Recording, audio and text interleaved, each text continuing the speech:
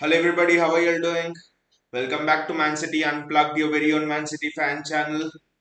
It's an I mean we are not used to these early kickoff games. I think in the Champions League especially. When was the last time we had an early kickoff game? I think I don't remember. Maybe we'll have to go 2 3 years. I remember one we had in 2017, sort of early kickoff. So I don't know.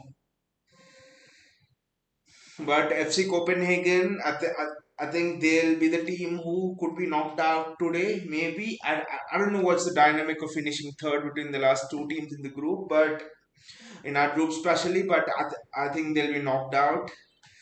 Uh, and I wouldn't say it will be a walk in the park here because Pep Guardiola has consistently spoken about the structure of FC Copenhagen and how important it's to make the right kind of movement, make the right kind of runs to break the structure. And his reference to how Sevilla struggled, for example, and just got a draw against FC Copenhagen and stuff. And the interesting dynamic here will be that I think we'll be starting a game without Haaland for the first time this season. Have I missed something? Have I missed any game? No, in every game we have played this season, be it with the Premier League, Champions League, Erling Haaland has started. So this will be the first time that Erling Haaland will not start. So in a game. So I mean, I'm interested to see how will the dynamic with Julian Alvarez work. Like in the sense, I mean, Julian Alvarez for me is one of the top strikers in the world. Okay, Haaland is there, but Julian Alvarez he is getting there. He hasn't played so many games, so people don't know his striking ability, his potential as much. But Julian Alvarez has always been, this. His finishing is fantastic. If you ask me, I would rate the finishing of Julian Alvarez almost on par with the finishing of Erling Haaland. The finishing of Alvarez is that good. It's just that the more we are used to seeing him play, I think the more we will realize the jam we have got in Julian Alvarez. Even at the starting of the season, I think we were discussing this. All of the focus is on Erling Haaland as it should be, rightly so. But don't miss Julian Alvarez as well. Even he is going to be an absolute superstar. But my sense of interest here is, will Julian Alvarez play as a false nine? Will he drop back and dictate play, and will we see sort of Pep Guardiola's false nine kind of a play, which we did almost every season before this, uh, especially when Aguero didn't play in the last couple of seasons under Pep. So will we see that, or will Pep employ Julian Alvarez as an out and out striker, just like he is doing with Haaland?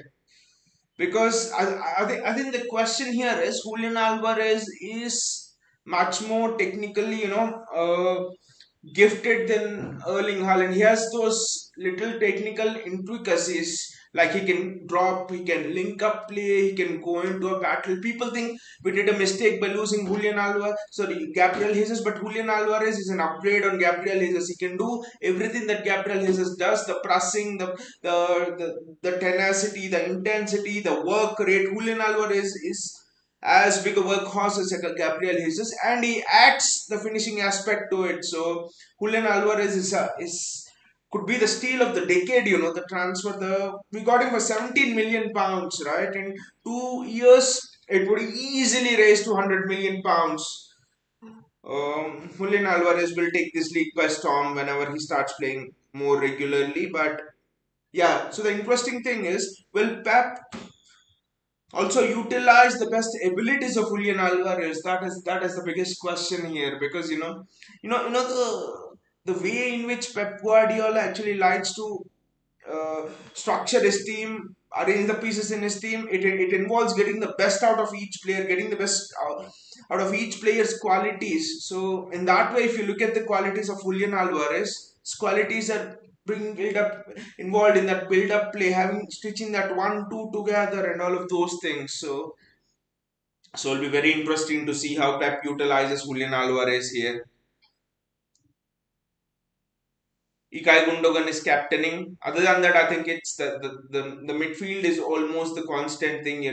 Rodri, Gundogan, De Bruyne, or you'd see Rodri, Gundogan, Bernardo Silva, or you'd rest Gundogan, Rodri, Bernardo, De Bruyne. So I think the midfield is sort of set. There will be rotation between your De Bruyne, Bernardo Silva, and Gundogan. Occasionally, maybe Rodri, Gundogan, seeing what Gundogan did in the absence of Rodri.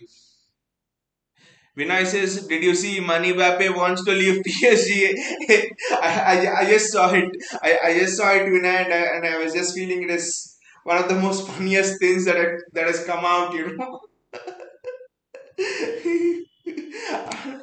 I mean, I didn't exactly look at why he wants to leave PSG and the things like that, but maybe I don't know. I didn't look into the exact reasons, but could be something to do with money and stuff, maybe. Or maybe he's got a better offer from Florentino Perez, which will be given from under the table. We don't know. JSK here, he says, "Hello, Mohan. Stupid lineup, by the way. Pep never learns."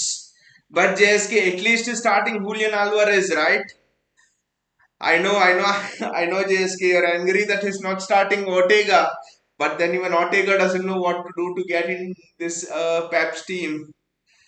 Vinay says, really hope Perez signs him, will shut the door for Real. Exactly. By the way, there's some news about Haaland's release clause. The Athletic have actually mentioned it.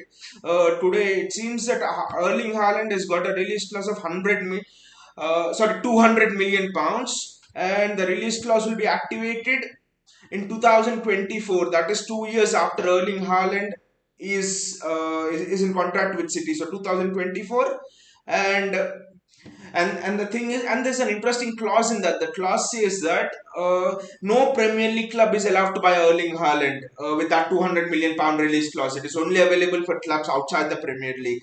So interesting dynamics. But I would actually say that the release clause is low, actually 200 million pounds, because it would seem high now. But if PSG managed to stitch together 200 million pounds for Neymar 4 years ago, and almost 4 years ago, if Barcelona managed to play 150 for Coutinho almost 3 4 years ago, then I think 200 million pounds inflation adjusted is in the next 2 years is actually less. I think the release clause. So, but I wouldn't be worried. I wouldn't be worried as of it now. But yeah, if Mbappe goes to Real Madrid, maybe I think it would shut the door on Real. But maybe then Barcelona would want him, because then they would want to, revive this thing like Messi, Ronaldo. They would want Haaland and Mbappe in the team, in their league. So maybe they could get sponsors and lure Haaland. But the reports is that Haaland has settled very well into Manchester and is very happy here. I have a gut feeling he'll be 5 years here. He'll be 5 years here for sure. Vinay says wanted Rico Palmer to start. Even I wanted the youngsters to have a little bit more of a look in actually, but I think the thing here is, see, Pep is slowly getting in Riyad Mahrez into the rhythm of the game. Pep is slowly giving chances to Jack Grealish even more, and Pep is getting in Aymeric Laporte, for example. Pep is playing Cancel on the right back. Pep is giving chances to Sergio Gomez. I think what Pep is doing here is he's making sure that when an injury strikes, or when the schedule gets too much messed up by the middle of October or end of October something, I think Pep wants to make sure that even if one player is injured, the other player is not out of form. For example, if Foden is injured, who plays on the right wing? It has to be Riyad Mahrez, but Mahrez would have been out of form. So Pep is making sure that that doesn't happen, I think. So hence the lineup selection, I think. And I think Laporte needs game time, Gomez needs game time, Mahrez needs game time. Jack Grealish is just building his confidence. Alvarez needs game time. So I think if you look at these things, I I think Pep's hand is forced here a bit, that he has to play these first team players just to get them fitness up and running. So I wouldn't blame Pep too much for it, but I would want Pep to get Rico Lewis at 60th minute or so on, because I expect the game to be done until then at least. JSK says, I will take Mbappe if Haaland leaves in 2024. No, JSK, no. Honestly, no Mbappe for me if Haaland leaves then, because Mbappe just doesn't fit in the mold of a personality you want in our dressing room, right? You look at the personalities in our dressing room, they're like almost, you could say, humble and things like that, apart from the footballing characteristics as well, the overall personality, you need to have a certain kind of an outlook as a person as well, if you want to be in the City team. Pep would not want to, change the affect the dynamic in the dressing room actually. So I think we'll not go for Mbappe. There was an article in Athletics, especially at the start of this transfer window, that said that City scouting goes more than just the footballing ability. They almost have a peek into their personal lives in terms of understanding how the player is. Will he fit in with the mindset of the rest of the team? Does he fit in with the culture of the club and where we want to go? Lot of things go into it. Mbappe doesn't fit it. Mbappe is just, he comes across to me as someone who's more selfish. Selfish in the sense he's much more centered, it's about me. But with Haaland, it's about the team as well. How many times did you see Haaland just fling his hands in the air if De Bruyne doesn't pass to him or Foden didn't pass to him? Nothing, right? And look at Mbappe, what he's doing in that City Farmers League. So, Jack Grealish with the ball. Jack Grealish passes to Gundogan, Sergio Gomez, Aymeric Laporte, Manuel Akanji. By the way, this partnership between Akanji and Laporte could be special because it almost complements. Laporte doesn't have pace, but is extremely good on the ball. Akanji has pace, so could be good. But all our centre back partnerships could be good this time. Ake Akanji is brilliant. Diaz Akanji looks good. Diaz Ake looks good. I mean, I think we actually discussed this a few days back on the show as well, right? Any partnership that involves either one of Ake or Akanji will be good. And we discussed that Pep cannot play Ake Akanji together every game, but he will make sure that one is surely playing every game. Akanji Diaz or Ake Laporte, something. At least one of Ake and Akanji surely starts every game. Vinay says, man, Haaland is inspiring. Mbappe selfish king. Exactly, Vinay. You have nailed on the point there. Exactly. Vinay says, hope Pep stays for 5 years. Guarantee Haaland will stay. Pep has a contract renewal, and at the end of the season, I think, and neither the club nor Pep, no one is worried. The understanding is so good. Oh, almost. It was almost Julian Alvarez scored there. Left-footed finish. The guy they say is two-footed. So neither of them is like concerned that Pep will go or something. So I think the next contract could be the last one for Pep in the club career. Maybe if because rumors are he wants to go into international management after that. So I think Pep has started a project here which for the next 5 years Pep wants to build the supreme team here, the team of the team here. So I think with Erling Haaland, Julian Alvarez joining in with Kenji coming in. I mean, all the players are at the right age. Bernardo 27, and all the players are almost at the right age here. So except Kyle Walker and stuff. So I think Pep really has the aim to build a supreme team, a team that is better than Barcelona itself, a team that could be called as the best club team ever we have seen. I think Pep wants to build a team in that ilk, a legendary team which would be remembered forever in history, better than that Barca team.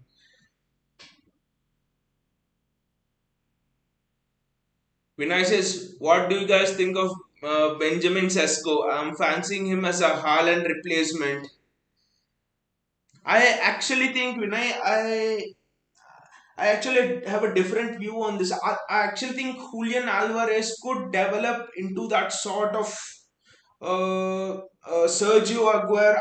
Sergio Aguero sort of a striker, and I think Julian Alvarez will be able to take over when and if Erling Haaland leaves. And then what City will do is maybe bring a striker in from the academy or someone like that and nurture him. So then Julian Alvarez will be the second number one, and the second striker will be nurtured. So if Julian Alvarez leaves or if he becomes old or something and he retires, I think that striker will then, I think this is how City are planning, have a number one and then nurture a number two again. And also we have Liam Delap there who could uh, potentially step into that role. I don't know, but then it's too early to say who could replace Haaland because 5 years will be very long in football. Actually, we do not know about that.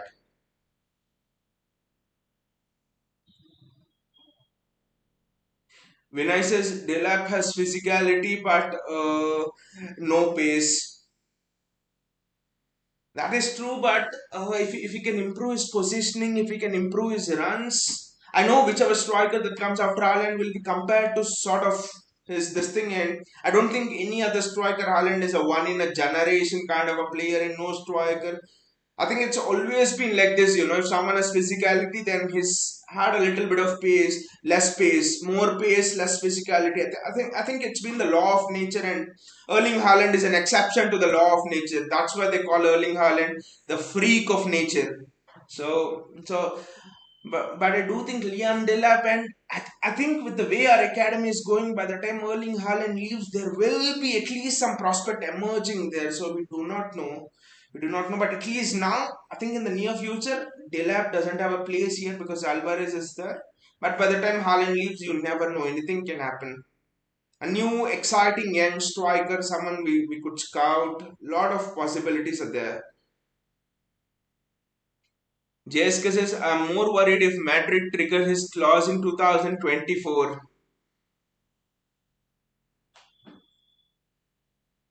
That will be interesting, but more than Madrid, I'm actually worried about Barcelona triggering his clause in 2024 because honestly, if you look at Barca, assuming Mbappe goes to Real Madrid, if you look at Barca, who are their strikers right now? They don't have a striker. Okay, Aubameyang is there. Is Memphis Depay there? I don't know. So they don't have a striker actually. Griezmann, Atletico Madrid have got Griezmann permanently. So I think they would be on the hunt for a striker for sure. And also I think we have another issue to deal with more than just Haaland. I think Bernardo Silva is another issue. I just fear this Barca swooping in for Bernardo Silva the next season and Haaland the season after. What about that is well defended by the Copenhagen players. So there are two threats which I have in mind. What a goal! What a goal that is! What a goal that is! Rodri is back among the goals. That is prime Rodri. What a strike into the corner.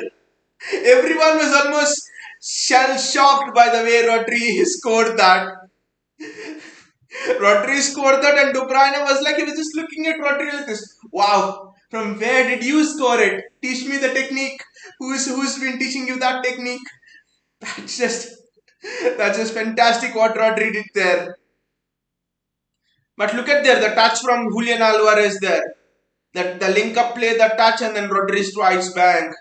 Assist for Julian Alvarez, but the touch was important there, dropping back. This is what Alvarez can do basically technically. I know it wasn't complicated technically, but just being there, dropping there, anticipating the second ball, and then giving it to Rodri. I think it's on Julian Alvarez as much as wonderful strike is on Rodri. Kumar is here. Come on, City. GSK says, nah, they won't do the same mistake again after 300 million plus flops. But JSK, actually, the thing is, it just frightens me. I mean, not frightens me, but it just, makes me so angry. We developed Bernardo Silva. We made Bernardo Silva into a central midfielder. He was actually playing as a winger and stuff. Why the hell is the referee checking the monitor now? What the hell is happening?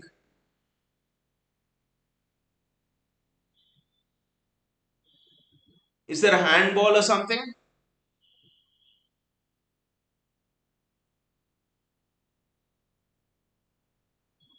Oh yes, I think what a surprise! It's a handball from Riyad Mahrez, and the goal will be chalked off. It's a clear handball from Riyad Mahrez. What a surprise! Well done, Riyad. Very well done, Riyad. It's clearly I think you can at least clearly see a hand over there. I don't know what the referee is looking at for so long. I mean, I obviously want the goal to be given, but looking at the loss, I think at the weekend Rashford's goal was chalked off against Everton in the same manner. I think in these sort of situations, the accidental clause doesn't count. If in the build up to the play, if your hand is involved, I think it's a handball and the goal will be chalked off. Yeah, the goal will be chalked off. It's clearly, yeah, it's a handball. Well done, Riyad. Well done. Very well done. By the way, with Bernardo Silva, my thing is we have transformed him into a central midfielder. We have, made him one of the best central midfielder in the world, box to box. And then suddenly, when he's at the peak of his powers, 27, he can literally kill games in this next 2 3 years. He'll be at his absolute beast best, the energy and stuff. And Barcelona want to snatch us away, snatch him from us. My question is for how long will Barcelona continue to snatch Bernardo players away from us like that? Ferran Torres, we were bloody developing. Pep was giving him good positions as a striker, and they snatched him away. Eric Garcia, Pep doesn't generally start centre backs in games, but Pep was giving Eric Garcia almost sort of a starting spot every game. They snatched him away from us, and they haven't bloody paid Ferran Torres money. It seems that they've only paid £5 million in Ferran Torres, £40 million or something like that. So I just hate. I will hate it if Bernardo Silva leaves us for Barcelona. I just want him to stay. That will be a statement more than anything else. So more than Haaland, my first fear is Bernardo Silva next transfer window. Vinicius will go again. Exactly, will go again. Julian Alvarez. I mean, everyone missed that handball. How come Riyad Mahrez kept a hand over there when he is not sure, I think. But Julian Alvarez has been taking up very good positions. It's just that we have not been able to supply him as much. That's a foul. No, it's not a foul. And it's a foul right now. It's a head clash. It's Sergio Gomez and the Copenhagen player who is down. Big game for Sergio Gomez, by the way. By the way, guys, would you actually start Sergio Gomez for the Liverpool game? Or would you play the same? Would you play Akanji in the right back position and Cancelo in the left back position? Because that's an interesting choice I think Pep will have to make. And I really hope that Trent recovers in time for that City game. Because then we can exploit that side really well. And Luis Diaz is out for Liverpool. I think that will be a big blow for them. JSK says Cancelo and Akanji. Even I'm leaning towards that Cancelo and Akanji. I mean, would Akanji be more useful through the middle for us or on the right wing for us? Sorry, on the right back for us. Who will play? I mean, is a Diaz or I think it will be Diaz and Ake because Pep would not like to play two left footers. I think it will be Diaz and Ake just for the pace. But would the pace of Darwin Nunes bother Diaz? That is my question. Because against United, they were set up to hit City on the counter, and Pep played Ake and Ake to counteract that. So I actually think Pep might do the same thing. The pace of Darwin Nunes, the pace of Salah. I don't know who will come in for Luis Diaz over there. I have no idea. So will be an interesting choice. But yeah, I think I'll have to agree with you because Walker's injured. I think we'll play Cancelo and Akanji over there.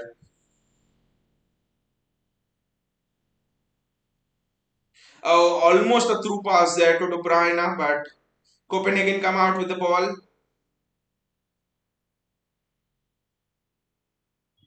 City get the ball back. It's Kevin De Bruyne on the attack. It's almost a 3v3 at the back. But Copenhagen have recovered well now and they've covered up the spaces. Vinicius, Maccabi are leading UA 1-0. UA have been dreadful this season. I've heard that UA are not at all good this season. I think the Italian clubs are also in a phase of, phase of again, recovering and then the cycle is not now. I think maybe they'll take 2 3 years to get on to the top. See, your Milan is improving, your Inter is improving. I think the Spanish clubs might take more time than that, but Italian clubs, I think Copenhagen player in space, and that's a good save by Edison there. How have we left so much space for the player to have a shot from the edge of the box? There was literally no one marking him from the edge of the box. I think it's De Bruyne maybe who didn't track back, and it was a free hit from the edge of the box, and have to say a routine save for Edison. It was hit straight at him. So I think it's a cycle that is going on well. The Italian clubs and the Spanish clubs both are not at the peak of their powers. It's just the Premier League clubs. I think you had this cycle in 2011-12, right? Where, I mean, 2008 to 2012, where, the okay, United reached the Champions League final there, but generally that 4 years where your Real Madrid, your Barcelona's, your even Borussia Dortmund, Bayern Munich, they were the clubs who were dominating. And in the mid 2000s, you maybe had your Italian clubs, Milan, Inter, who won the trophy. So I think now's the era of the Premier League clubs. The Premier League is so strong now. City are just all over the place here, especially defensively. No one knows who is marking who. Again, it is almost a goal and it is almost a goal straight from the corner. That's how it is. We are playing long balls. It seems as if that players, I don't know, it seems as if there's a little bit of a lack of an interest.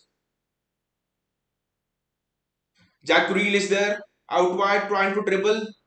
Wonderful ball by Jack Grealish. Excellent take by Kevin De Bruyne. What a ball from Kevin De Bruyne. And Rodri, that was a very difficult finish for Rodri. The ball just stood up and he literally had to hit it from kind of an outside of his foot finish. So that was very difficult. But link up play between Grealish and De Bruyne is just wonderful. It's just fantastic. 20 minutes gone and it's just nil-nil. We haven't been, especially after that Rodri goal was disallowed, no one's being in their position, sloppy gifting away of the position. It's just. By the way, what do you guys think of Arsenal and the title chances? This is the most, one of the hottest topic that has been discussed everywhere, right? From the social media to among the pundits and stuff. On every channel you see, can Arsenal challenge Man City for the title? Some people say that Arsenal have already arrived and they can challenge City for the title and stuff. He should have passed there to Julian Alvarez, De Bruyne, but again, it will take time for the link up and understanding to develop between De Bruyne and Alvarez. Vinay says too early. I mean, even if in the scenario, if they see the first point is, are Arsenal capable of getting 90 plus points? And early 90s may be a chance, but I do think that City generally, especially if they have a fierce title challenger, we go and win games, so we go and win so many games that we manage to get late 90s, 96, 97, 98 points. So are Arsenal capable of getting at least a 90 points? That's my first question. And the second question is, do Arsenal have the experience? Because City in the last, we are veterans of the last 4 or 5 years. We know what is it to be in a neck to neck title race. We know what is it to be when you lose one game and your season could be over in February, and we can still sustain the title challenge for 4 or 5 months, winning game after game after game. Do Arsenal have that quality? Do Arsenal have the experience in those tight situations? And also 9 games. I actually don't think that this could be a handball and a penalty here for City. This could be a handball. I think it's a handball actually. It's a handball. Yes, it's a hand. Is it the shoulder or the hand? I do not know. This referee is having to go to the TV screen every time. I haven't seen a referee go to the TV screen these many times, and this will also take a bit of time, the decision. So, with regards to Arsenal, it will come down to experience if they can manage that intensity till the end. Maybe come March, April, they're still in the title race. It will come down to experience. It will come down to being in them tough situations. It will come down to going 2 goals down, just like we did against West Ham, and then coming back from that. So the referee is given a penalty here. It's a penalty for City. It's a penalty. And to be honest, on the balance of play, I think Copenhagen deserved the game to be at nil-nil because we haven't created much apart from 1 2 good passes and link up play between De Bruyne and Grealish. Vinay says penalty to City. I'll never understand the penalty rule. I have stopped looking at It's Riyad Mahrez taking it again. So I've stopped looking at the penalty rule since that Spurs quarter final. This thing, right? I mean, sorry, not the penalty rule, not the. I've stopped looking at the handball rule, especially since that Spurs where it hit Lorente and then different angles showed it was inclined conclusive. Still, the referee gave the goal. I will never understand the handball rule first of all, and it's Riyad Mahrez. I think he'll put it into top left corner. Ah, it's a save.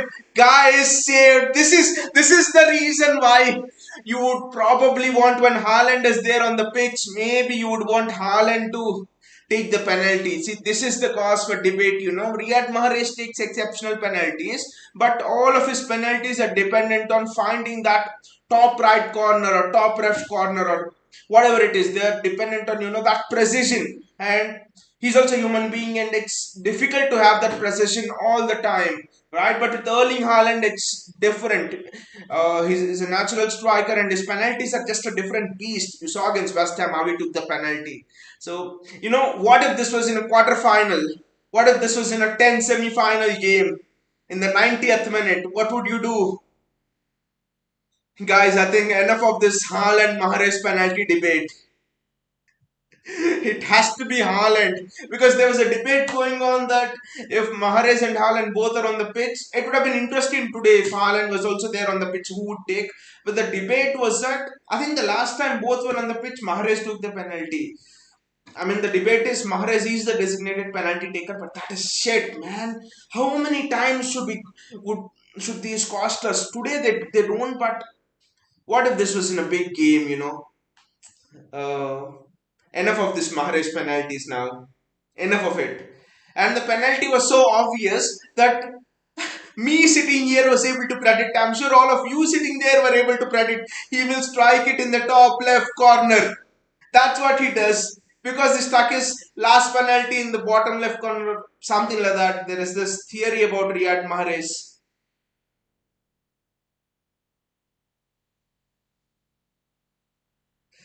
Haaland to take the penalties from now on. I thought Alvarez will take it as a rule. Who's the striker? They should take it. But anyway, on the balance of play, I think it's what Copenhagen have deserved.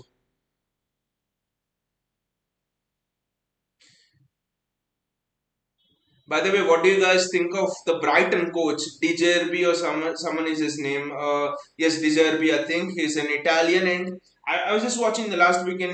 Brighton versus Spurs match, and the style of play is just exceptional. How Brighton are playing. It seems that they've become even more faster than under Graham Potter in terms of those 1-2 passes. The passing was even more fast. It was just almost for passing football on high speed, more speed than Graham Potter. So Dijerbi is interesting. I'm keeping an eye on him because I still want to see who would be the successor to Pep Guardiola. Potter's gone.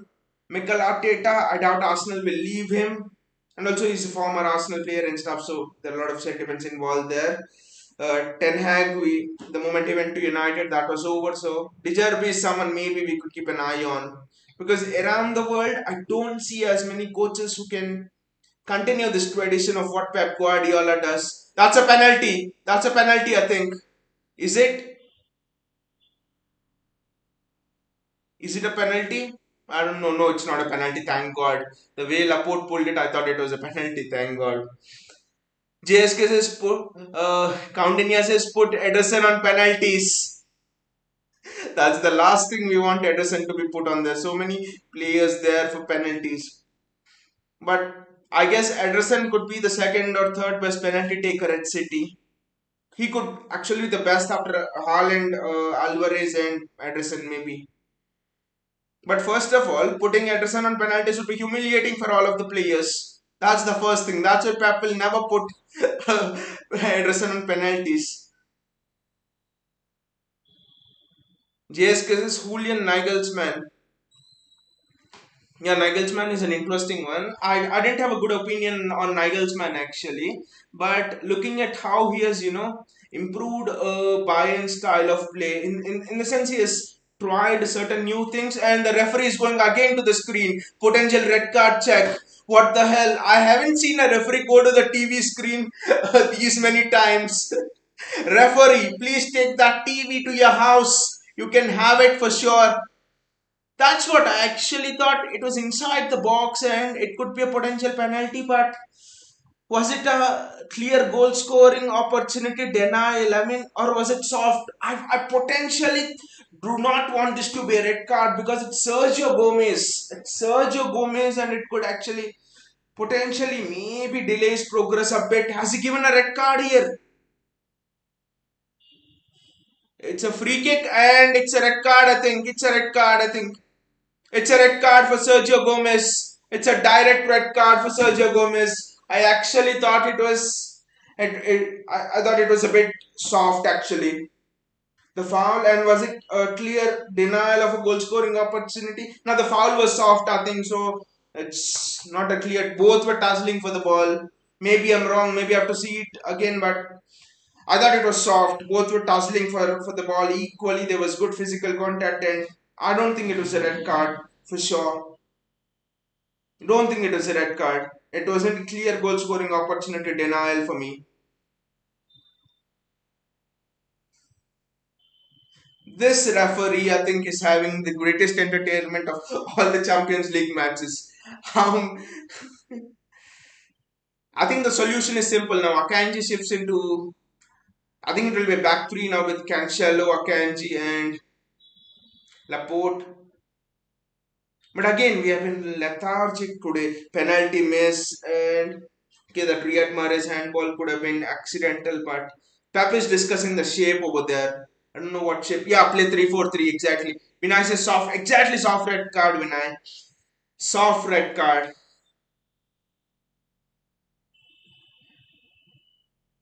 But I probably think it's a free kick they're taking, and I think it's very difficult for them to score from this free kick. From that range, it's almost impossible to get the ball over and down from the wall.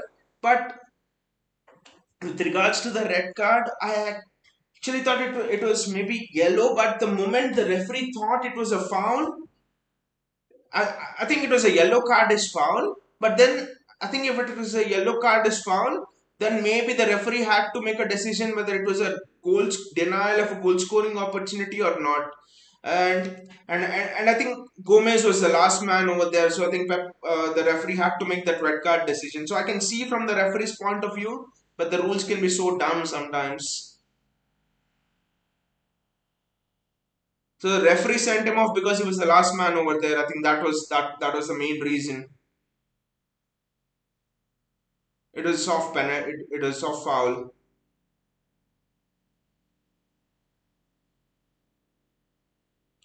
Bayaji says we have signed another left back who can't defend in no positional sense.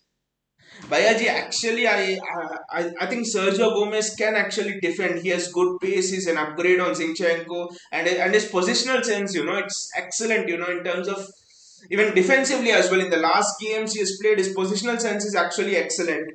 It's just that in this match, why that situation happened was there's no pressing from the midfield. See, you look at the gaps between the midfield and the defense in this match. The midfield is not working at all. I think it was 5 minutes or 10 minutes back. A Copenhagen player had a free shot from the edge of the box. If you look at it, free run. Since the season started till now, how many times have you seen an opposition player having a free shot from the edge of the box with no one defending, no one putting any effort? So I think the midfield is not pressing high, which means that the Copenhagen players are having liberty to run at Sergio Gomez. They're having liberty to run, and midfield is able to pick them out. So won't blame this on Sergio Gomez. We'll blame this on on a midfield who's not pressing, on our attackers. Other than Julian Alvarez, the attackers was not doing anything at all.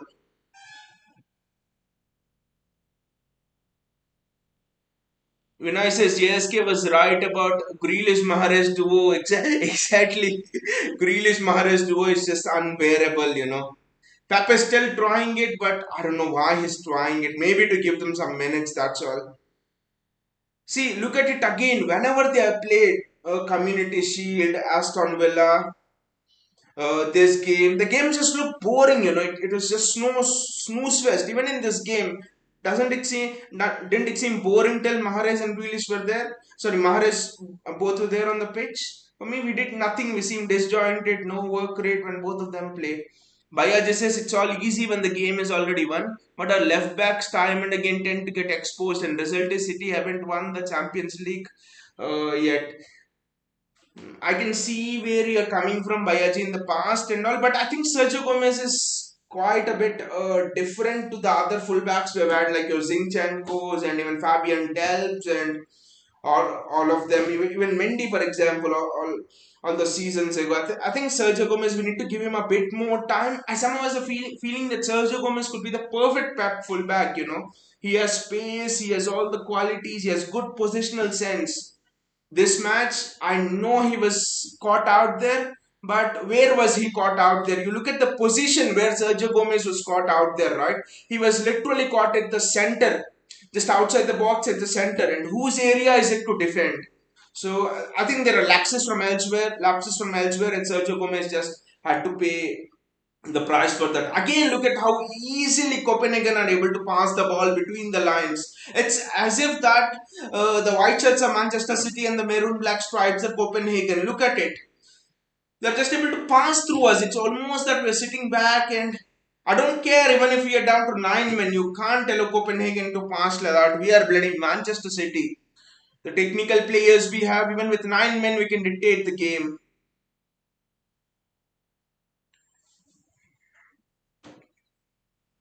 So I think we need to give Sergio Gomez a bit of time. I think it's a bit early to come to conclusions about Sergio Gomez, because apart from here, whatever I've seen, I've been really impressed with him and his intelligence and everything as well. I don't know why he's bought Ruben Diaz. I know why he's bought Ruben Diaz in to play a 3-4-3 at the back, but maybe I think he could have put Wilson as brand there. He's Wilson as brand on the subs bench. I haven't checked, but if he's there, then maybe Pep could have put Wilson as brand as a direct replacement to Sergio Gomez and removed one of your midfielders, or I mean, and removed Riyad Mahrez, one of your wingers.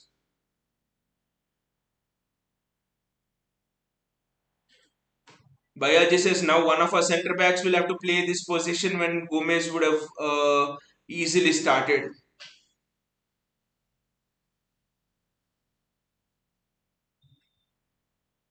How many games will he miss with the direct red card? Is it a two-game ban? I think it's a two-game ban, maybe. So I think his Champions League till the World Cup is done is over, I think.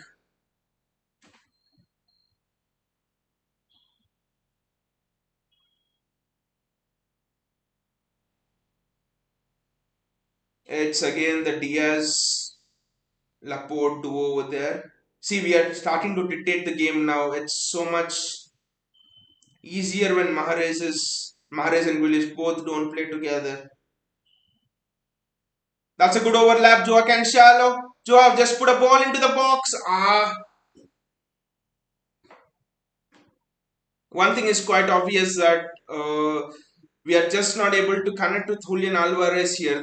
His runs and everything are just sort of seeming a mystery. I think Pep has to bite the bullet and start both Haaland and Alvarez in the next CL match, or he has to start Alvarez regularly, because what if Haaland is out for a couple of weeks? I mean, God forbid that happen, but you have to plan for the worst case scenario as well. Joao Cancelo is doing well. Vinay says duo are super lazy in pressing. They just don't want to press. Vinay, it just seems that we are just not interested in playing this game. You know how our attitude in this game is. Just give the 3 points to Copenhagen. What the hell of a difference will it make? Still, we will top the group. Still, we will win the group stage. It doesn't make much difference. Just give them. We're not in a mood to play Gaffer. That's what is the mood of City now. I think they'll get a huge rollicking from Pep Guardiola right at half time. That is for sure. There's no energy in the game, and also we have played on a Saturday. I know, but still, we should have got this game done and dusted in 45 minutes. In the first 45 minutes, then just go and have a rest, chill, have a rest, chill, and then practice for the Liverpool game. Instead, we have got this done.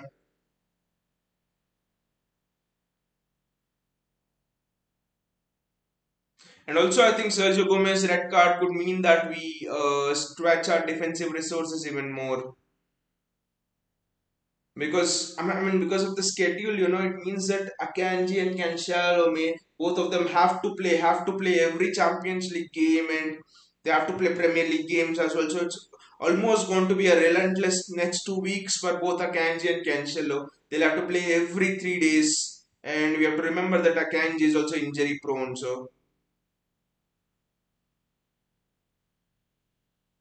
I think these guys are now afraid that Pep will give them a rollicking if we go there without nothing. And now they've started to press a bit. Now they've started to probe a bit. JSK says this Grealish Mahrez duo has ruined the flow of the game. And both of them, they try to cut inside. They try to play the same kind of passes, and both of them they don't offer as much work. There's no dynamism in the game when both of them play. It's as simple as that. But when one of them play, it's completely different because of Foden and Grealish, for example. Foden has dynamism. So on the other end, you need someone who can control the tempo of the game. So I think that is how it uh, perfectly balances out.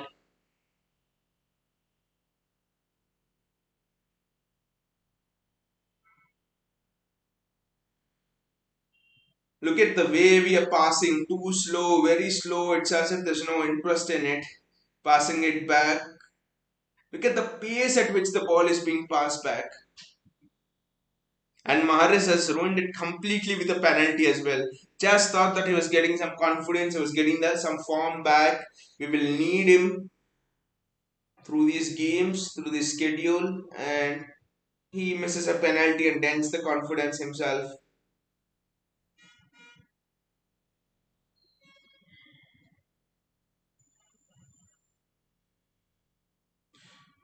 Is it offside? Yes, it's offside. And suddenly now it's a one-dimensional game. It's all coming from the left-hand side. It's all coming from Cancelo's side. There is nothing from the other end of the pitch. I know we're a bit lacking over there, but still, you got to mix it up.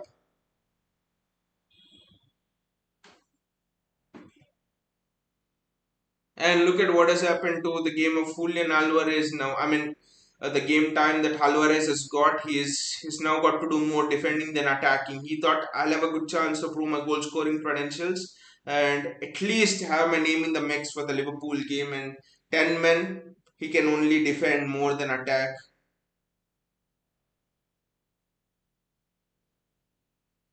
Manuel Akanji, very good piece of defending from him again. Extremely physical. A little bit of a push, but that is allowed.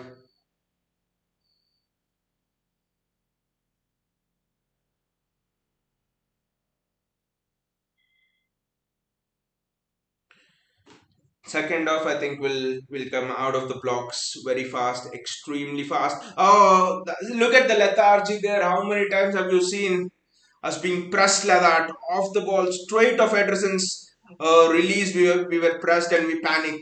This is not City. This is not City. This is not the City we all know. This is something else. When was the last time you see that a team even dared to think of pressing City on the front foot?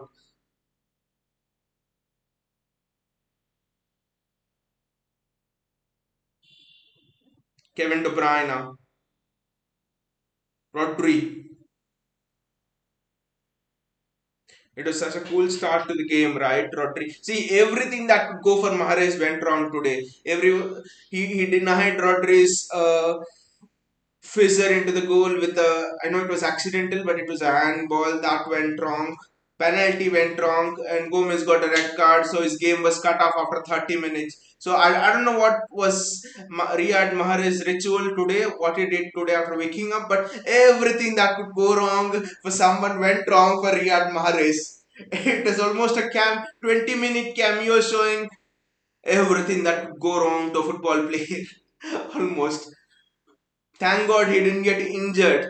Otherwise, that was the only thing that was left which didn't go wrong for Riyad Mahrez. Joao Cancelo there with Jack Grealish tucked in inside. Aymeric Laporte,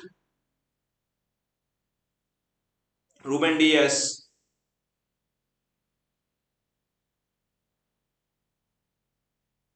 Ilkay Gundogan, Ruben Diaz, Akanji, the center of the three.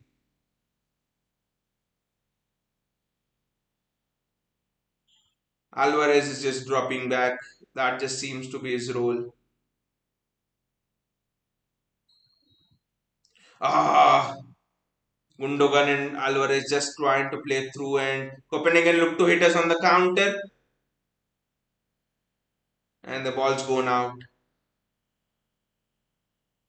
Will be an interesting test for City, and I'll be very interested to see what Pep Guardiola will have to say after the game, especially about the red card and especially about the way City have played. Not just forget about the red card, the way City have played, because it's been a Aston Villa's performance snooze fest,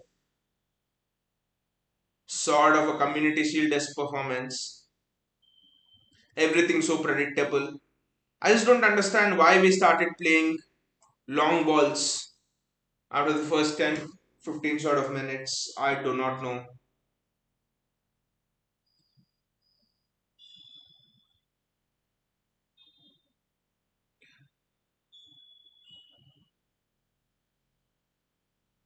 Joe Cancelo with space out wide.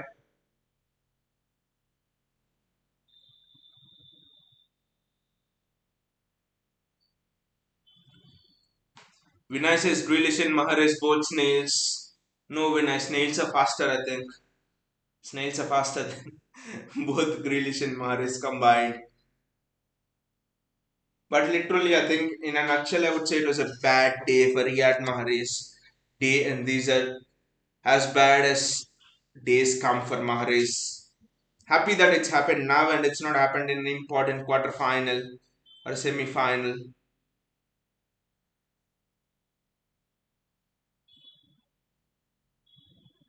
Well defended by Copenhagen, but there's a player down. There's a Copenhagen player down over there. I think it's an injury or something. I do not know.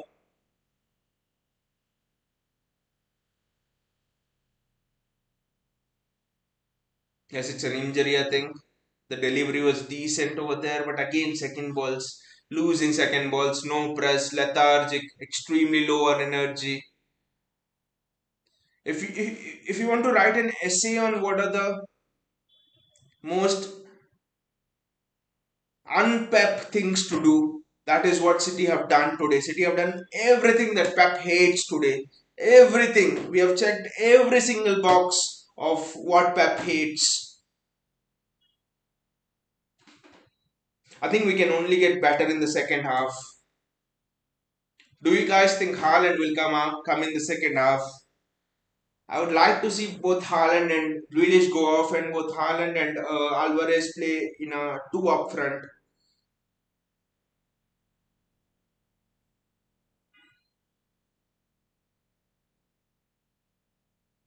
Because right now it's just too unpredictable. Alvarez is not making those. I know that Alvarez has to drop back, but there are no runs, forward runs. With Haaland, at least you'll have the pace of a centre forward who could stretch the pitch. You'll have a pace of someone who could, plant another seed of doubt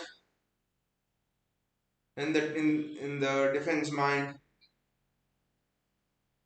Copenhagen will be very happy with this performance. It's exactly what they wanted at this point. Nil nil. Oh, it's 5 minutes of added time. I actually thought it was two. See, this is why I don't like these early kickoffs. I think it was in 2017 sort of thing where there was an early kickoff like this and for City, and then it was with Leon. I think maybe we lost that match. I don't know, but I just hate these early kickoffs in the Champions League.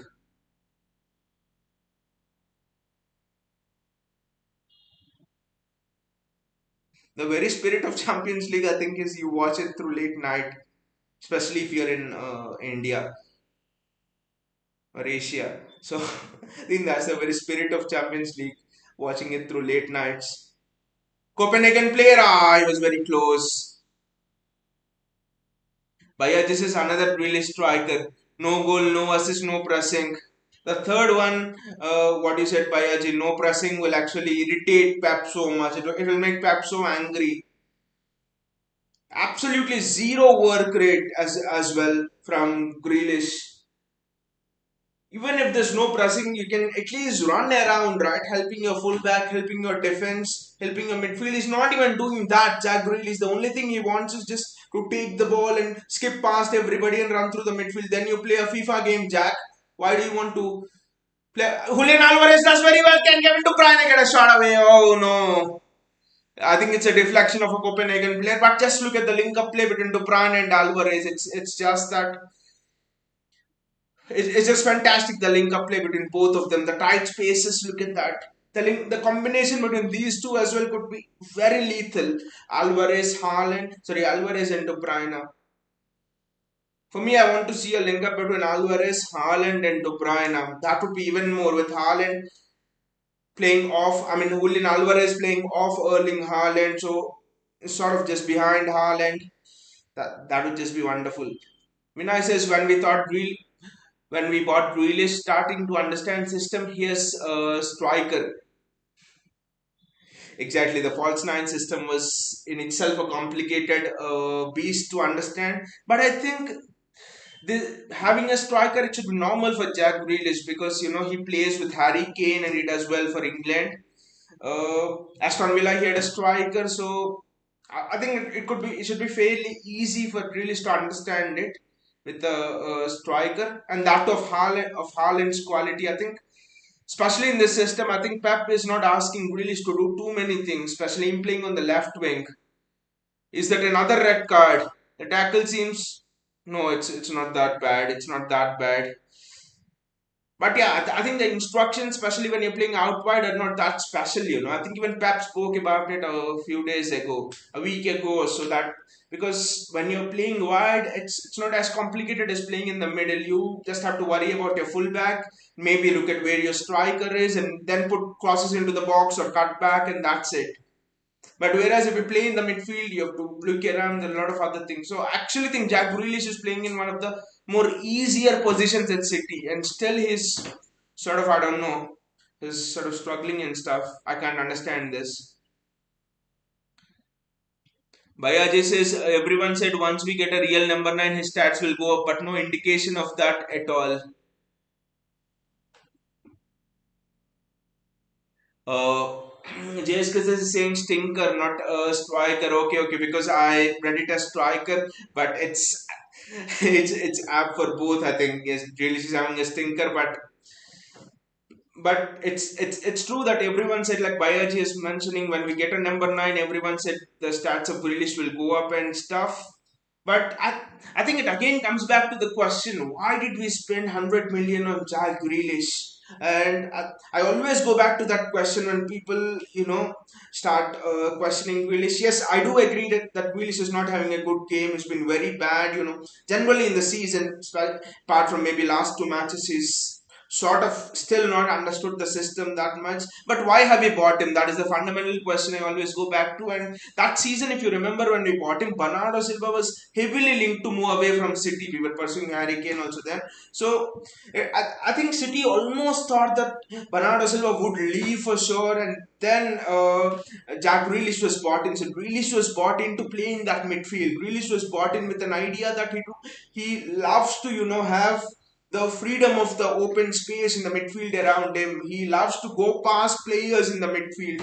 But whereas now in the wing, I think the qualities of a City winger are different. The qualities of a City winger are, you need to have patience, you need to hold your width, you need to understand that for 15 minutes, sometimes 20 minutes, the game will not come to you. You might go without having a touch for 15-20 minutes as a winger, just holding the width. You're not even allowed to come inside. Does Willis have that patience? The answer is no, I think, because Grealish is a player who at Villa he always wanted to be on the ball. For England is always on the ball. So if you're in the midfield, you're always on the ball. Ball will always come to you every 30 seconds, 1 minute, right? So I actually think that Jack Grealish is not understanding, being not happy actually being detached from the game so much. Not happy being having to be so much more patient, just whiling his time away on the wing. So I think those are the things why Grealish is not performing well. I don't think it's for a lack of talent or something. But again, what are the best qualities of Jack Grealish in this Pep Guardiola system? And his best qualities are again playing in the midfield and stuff. So I don't think that Jack Grealish is actually a winger. So I think that is the conclusion.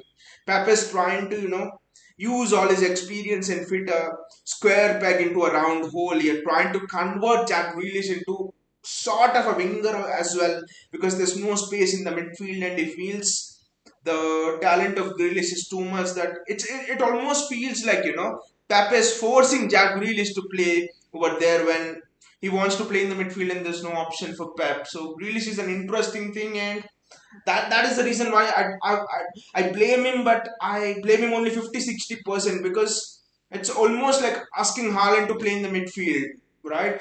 His best qualities are not that. It's almost asking Gundogan to do a defensive job. His best qualities are not that. And so I think it's half Grealish and half Pep, and the reason why we bought him doesn't suit the position that he's playing in.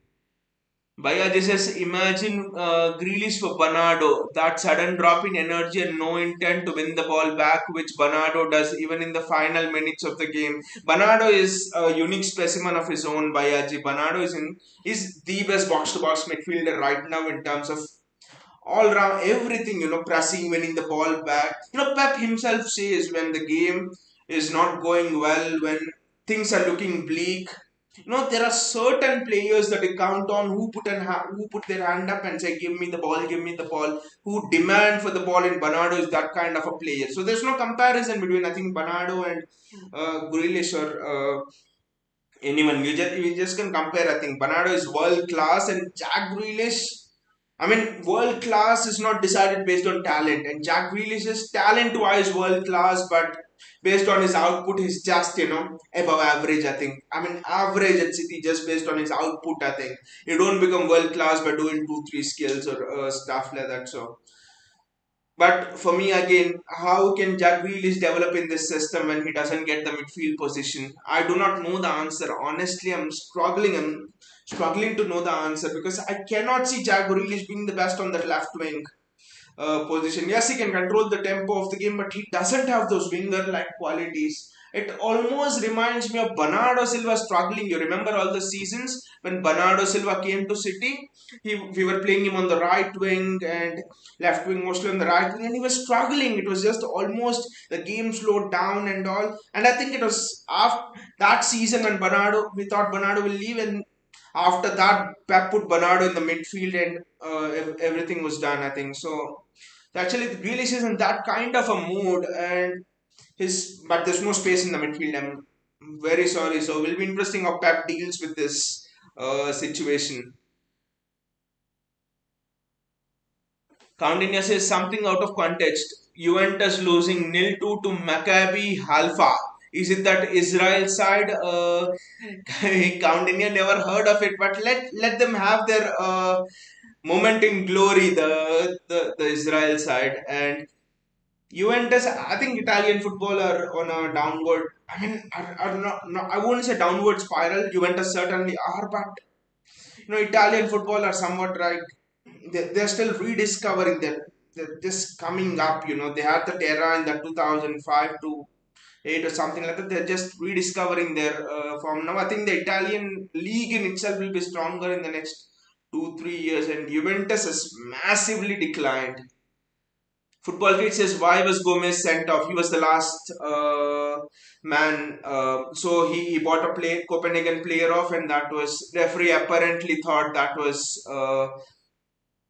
a denial of a goal scoring opportunity. I thought the foul was soft, but if it was a denial of a goal scoring opportunity, then he had to send him off. JSK says Allegri masterclass. I think Juventus have to, for Juventus to get back to the best terms, I think they'll have to look at adapting what the best style around in the world, the possession based style. And Italian teams, even now, Italian teams are, they're just, they're sort of, they want to play their own defensive style, and I would say they've not evolved along with the rest of the footballing world, the Italian teams. Napoli, is it Spalletti or someone who's at Napoli? Napoli is doing extremely well adapting that high intensity pressing style right now. Napoli sort of seems to be the only team that actually cares about adapting that high intensity sort of a style, pressing position based style. Apart from Sarri, they did it now. They're doing it. Apart from Napoli, Inter is the same. Roma is the same. Milan sort of in between. Juventus, they pride themselves on the defense, but defense is almost becoming, only playing that defensive style is almost become stone age right now. So the moment Italian football realizes this, I think they'll be on an upward spiral. Because by sticking to this defensive style, they're not bringing in those creative managers. They're creative managers who can, play different patterns of play, introduce different styles into a league. So what players are thinking is, we will not learn anything new by going to Italy. It's just this fossil age, stone age football. Football critic says, so let's get Mbappe at left wing. Just kidding. Don't want him anyway. Exactly, football critics. Don't want him at all. He's just a spoiled, selfish brat. I think even if you have to spend so much money on Mbappe, my this thing is, spend the amount on Rafael Leao, or even spend the amount to just get Leroy Sané back. A pace of Sané, Haaland, that would also be absolutely wonderful. But realistically speaking, I think we may as well spend the same amount on Rafael Leao. Rafael Leao would be a brilliant addition to this team. Ford on one side, Leao other side, and Erling Haaland through the middle. That would just be stellar and a pacey attack. JSK says that winger Victor Osimhen from Napoli can be considered for a Sterling replacement. But Victor Osimhen, the last time I thought he played at strike, I think maybe he can play both positions. But Victor Osimhen's finishing is very, very good, JSK. Yeah, Victor Osimhen can be considered. He'll definitely be an upgrade on Sterling. But the asking price for Victor Osimhen, I think it was Spurs. I think even Arsenal were linked to Victor Osimhen in this transfer window, I think. Well, United were linked to everyone, but couple of clubs were linked to Victor Osimhen in this transfer window. Asking price was around, Napoli was asking 70 million to 90 million for Victor Osimhen. So I don't think, is Victor Osimhen worth 70 80 million pounds? You might as well spend 100 and get Leao. So that is the question. And I also think we don't we don't negotiate with Napoli after what happened with Jorginho. I think the relation between Napoli and our board is very, very bad. So I don't think we negotiate with Napoli. So Napoli always play a hard ball. So there are a couple of things in getting any of the Napoli players. JSK says Osimhen price is same as Liao. Yeah, so exactly, it's the same as Liao. Then they're asking 100, because I remember it's somewhere between 70 to 100. And Napoli is a hard negotiator. The relation is not good between us and them. I think Liao would be a realistic option. But the problem with Liao is, the teams in the Italian league see, all the teams, not just Milan, all the teams in the Italian league see that Rafael Leao is sort of the shining beacon of the Premier League. Like for example, De Bruyne is for the shining beacon of the Serie A. Like Kevin De Bruyne is for the Premier League. Ronaldo once upon a time was for the La Liga, like that. So the news is that they generally, as well as a consensus, clubs do not want players like Leao to leave the Italian league. There's sort of news is that they sort of want to have this Bayern Munich kind of a thing where top talent, and it actually doesn't leave Germany. So Italian teams are thinking like that. So there are difficulties, but I actually think we could get Leao, but we'll have to pay 100 I think. Football Creek says, I hate to say this, but City don't play well. Players always don't sync with this kit. We just have to drop this kit. That's another thing. There are a lot of coincidences here. Yes, whenever we play in this kit, it almost seems like we we just don't seem interested in it. Bayaji says Napoli president De Laurentiis is impossible to deal with since Koulibaly saga and also even the Jorginho saga, right? Bayaji, we just sources say that Laurentiis had even promised the city board that Jorginho. I know the player decided to join Chelsea, but City were unhappy with it, the way Laurentis allowed the Jorginho thing to drag on for a bit more time and stuff actually. And the Koulibaly saga as well. That season, everyone thought it was odds on that Koulibaly would come to City. So, so I think it's almost impossible to deal with Napoli. Vinay says, use Mahrez as sweetener for Liao deal.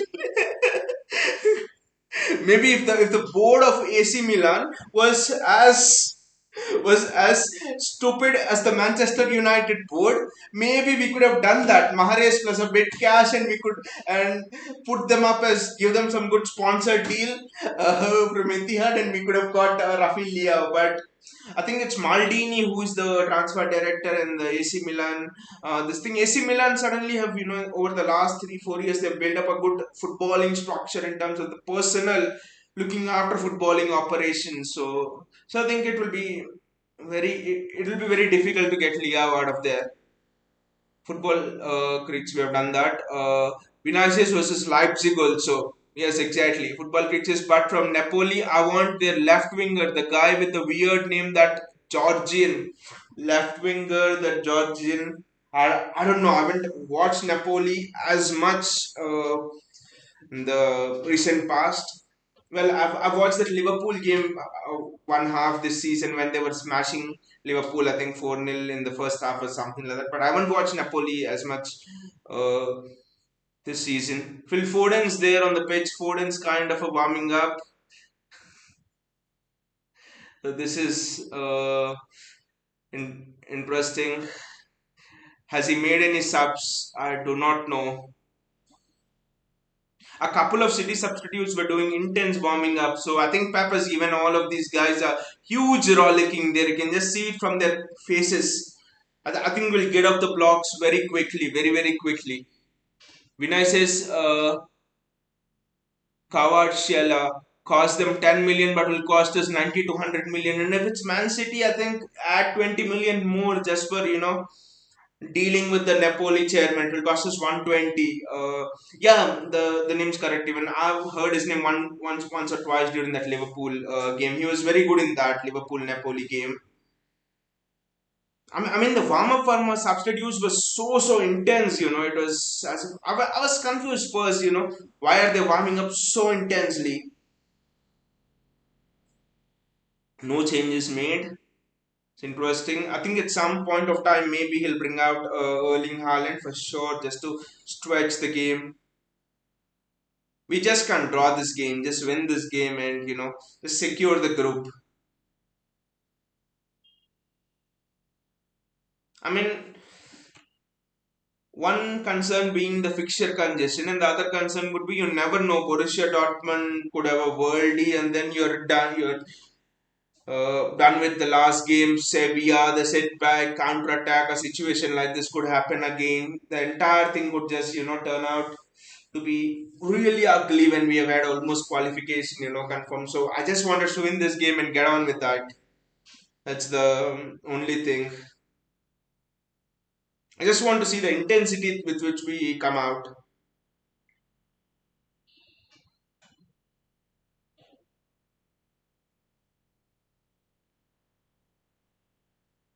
Football critic says, just joking, Mahrez, you missed the penalty, you're out. But Mahrez penalties is so predictable, right? Because he is always gonna try to find the top corner and he's gonna hit it high. The problem with that is if it goes into the top corner, there's no saving them. But he's human, he's not a machine. So there'll be some penalties that will not always exactly be in the corner, right? And like such a good height when they're not in the corner, and the goalkeeper just has to gamble and go the right way, and he saved it. And he saved it. So actually, I have a bit of a problem with the technique as well in terms of hitting it so high. I mean, if he hits it extremely low and drills it into the corner, then that's a different thing actually.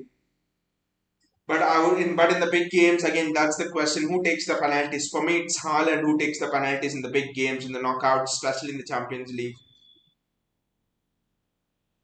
Copenhagen are playing around a press. Bayaji says must win against a team of, yeah, absolute idiots. Yes.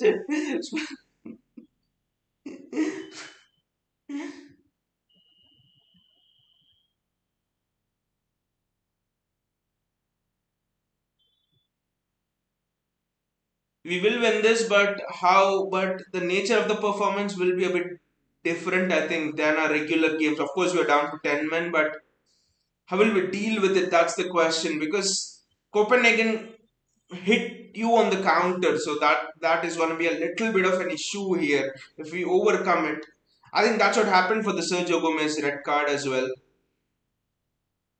But then again, that's experience, you know. What Sergio Gomez lacked there was experience. Even if the man was going through, let him go through and score a goal.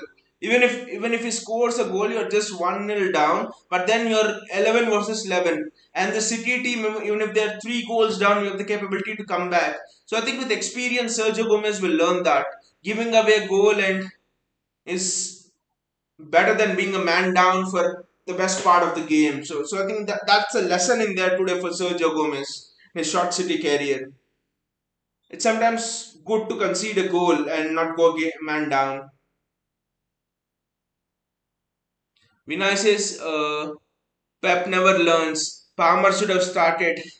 Again, hindsight is a beautiful teacher, right, Vinay?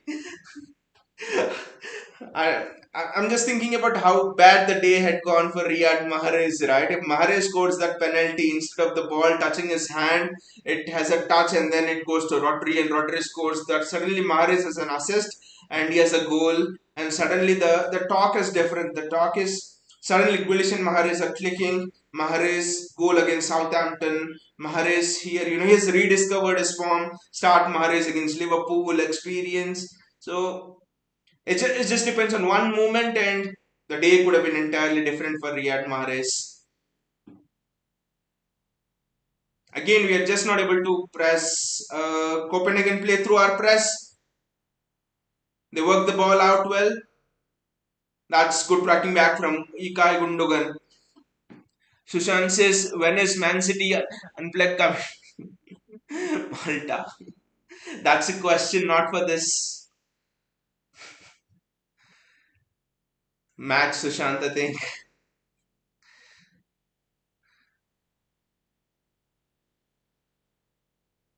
But Copenhagen are defending. They're sort of sitting back in a mid block, I think. This is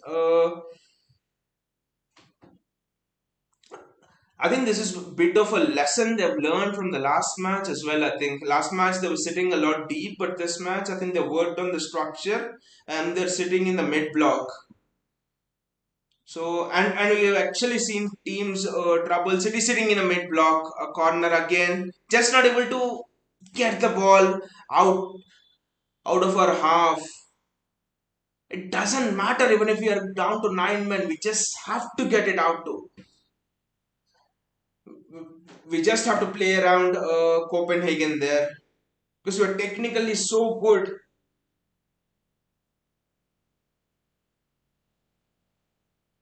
See, one thing is I think we have lacked the clarity on how to pass today. That seems a bit weird. Me telling that seems a bit weird about City, especially the best passing teams in the world from the last 4 5 years, not just now.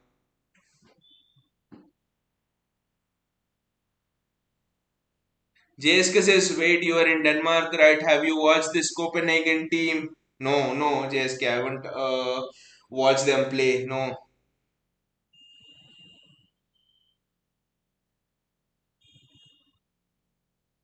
I think there was a Europa League match as well. That was almost a good shot by Kevin De Bruyne. Weaker foot, but there was a Europa League match. It was Denmark versus Copenhagen versus Manchester United. I think it was in 2020 or something. I don't know when I was there. I think.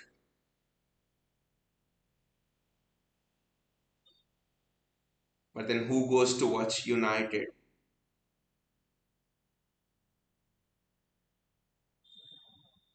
Boring, boring. United haven't improved since the last 2, 3 years. They're just playing in that shitty Europa League. City is starting to attack now. We are just starting to get those crosses in.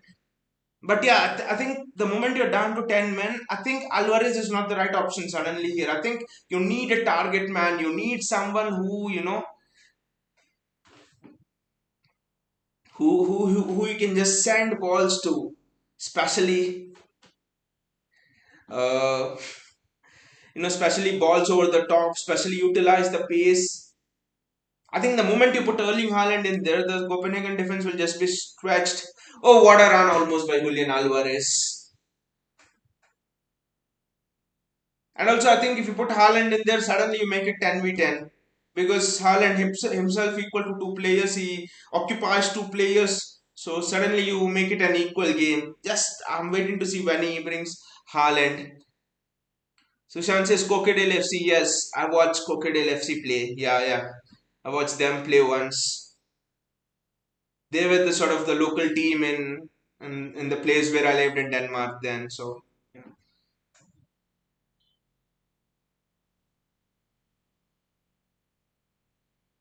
Copenhagen stringing a few passes together.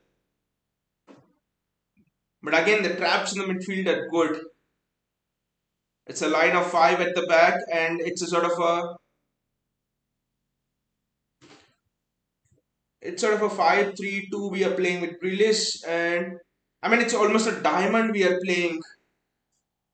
It's almost a 5-4, 5-5 at the back, a line of five at the back, and then Alvarez and Rodri and then Grealish and De Bruyne. It's almost like a diamond of four and five at the back, and one up front, of course. Copenhagen on the attack again. Interesting that he's playing a diamond instead of that midfield.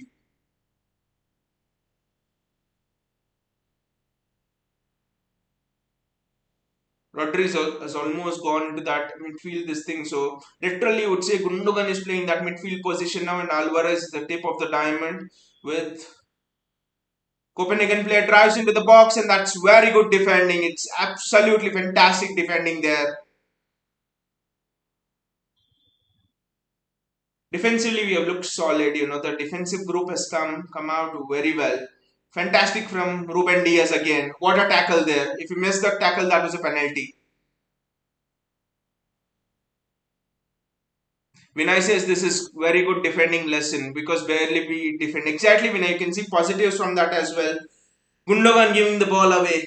Copenhagen player has a shot from distance. To be honest, Edison didn't have that covered. Gundogan giving the ball away in the midfield is weird actually. It's weird from me. But that was a header, a misplaced pass. I can understand that. But again, see, you can look at certain positives, like when I mentioned, for example, this could be a good defending lesson. I mean, this could also be a time when almost all of our defenders are on the pitch, except Ake, and Ake has had good game time this season. Laporte, Diaz, Akanji, Cancelo is there, Rodri is doing it. So, I mean, three of your centre backs are on the pitch, so they would be getting game time, especially Diaz and Laporte. So that would be a good thing actually. That would be a good lesson.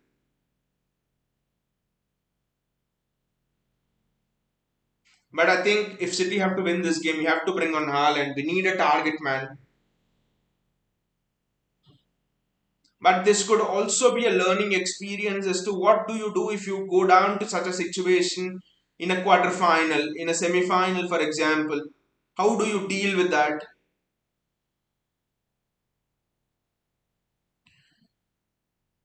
So I think Pep needs to work this out because anything is possible in the Champions League. So that is why Champions knockout matches are so unpredictable. There will be variables which you can't control, and think we have to be prepared for all of the situations. Going down to 9 men, whatever it is, injury to a key fullback, for example, like Kyle Walker,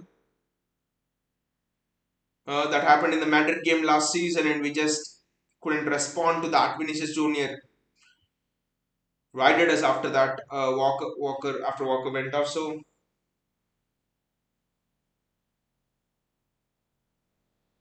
this is very good from Jack Grealish. This is the brightest he's looked, you know.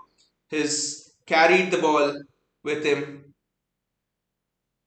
Bayaji says test for Ederson tonight. JSK says Ortega needs to start. When I know JSK that Ortega needs to start, but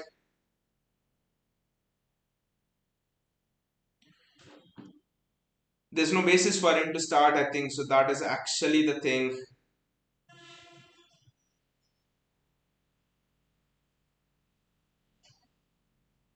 But it starts soon, I think, in a Carabao Cup match. Jack Grealish City are now suddenly dominating positions. You look at this, we can dominate position even with 9 men. Yes, the skills of Edison will also be tested JSK today, and maybe if he doesn't do well, the calls for Ortega will increase. I mean, whatever people might say, I still think that Ortega is the knockout goalkeeper and Ederson is the league goalkeeper, and it's a chance, and it's the side netting there. That was a chance. Kevin De Bruyne, but the angle was too tight. The angle was almost an impossible angle for Kevin De Bruyne to do that.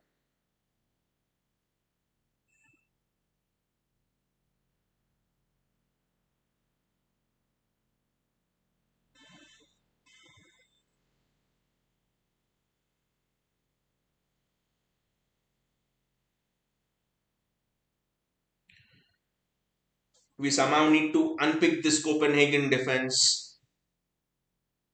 That will be the task today for Pep.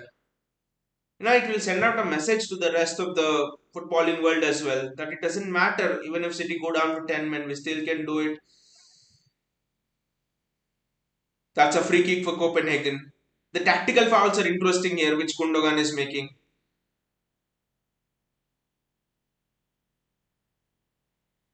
I have another theory. I don't know how much you'll not agree with this, but I think that whenever Bernardo Silva doesn't play, sometimes Rodri, especially when Bernardo Silva doesn't play sometimes, and Gundogan plays, sometimes Rodri, it feels as if he can't handle the midfield by himself. He always needs a box to box kind of a midfielder. I was just thinking about those days. David Silva, Kevin De Bruyne almost played so much high up front, and Fernandinho could handle it himself.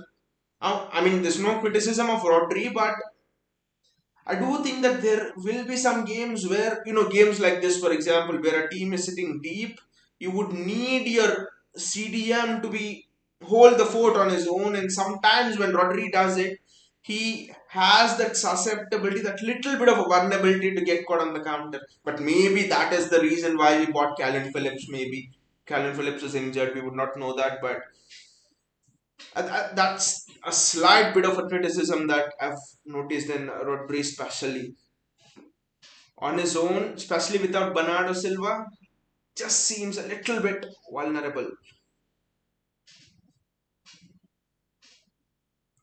Copenhagen are making the first substitution.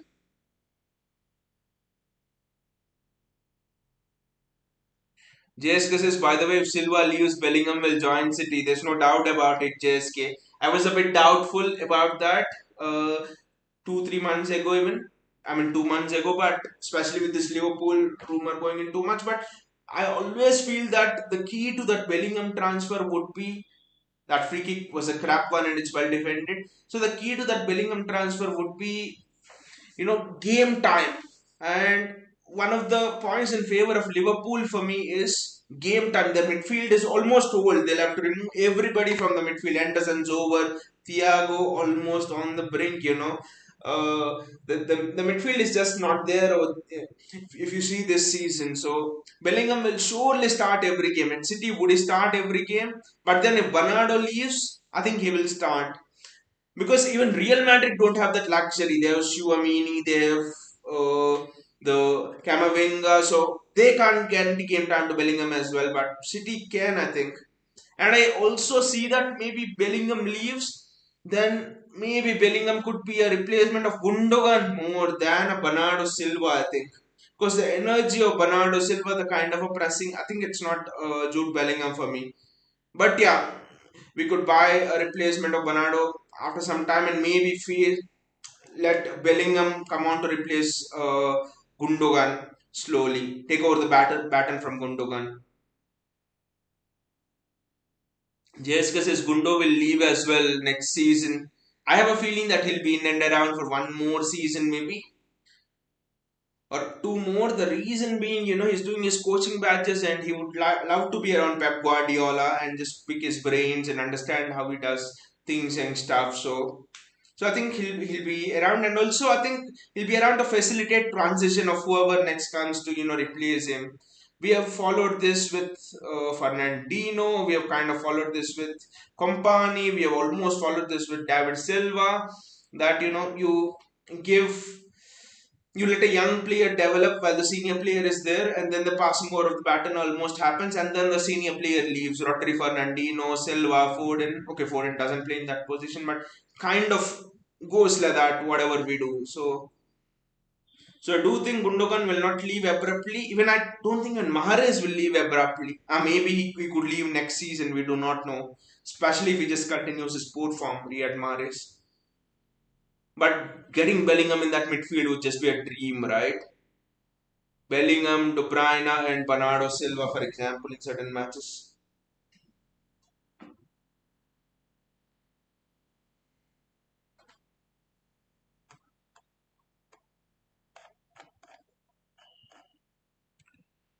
The game has not kicked off, right, guys? It's still almost a bit of a low energy kind of a thing. City are trying to find spaces when they almost seem non-existent. Copenhagen are pressing aggressively, and City suddenly seem to be caught on the ball too much. Jack Grealish with the ball. It almost seems the tempo is the same. It's just a single tempo. We are just refusing to even start the engine, forget about engaging the gears. It's just one way, yet Grealish plays the same way. Slow, slow. There's no one to inject pace into the game. That's my thing. No pace at all in the game. There's no one who is running at the fullbacks of Copenhagen, for example. They're defending at the halfway line of City. How dare a team defends at the halfway line of City? How dare a team does that?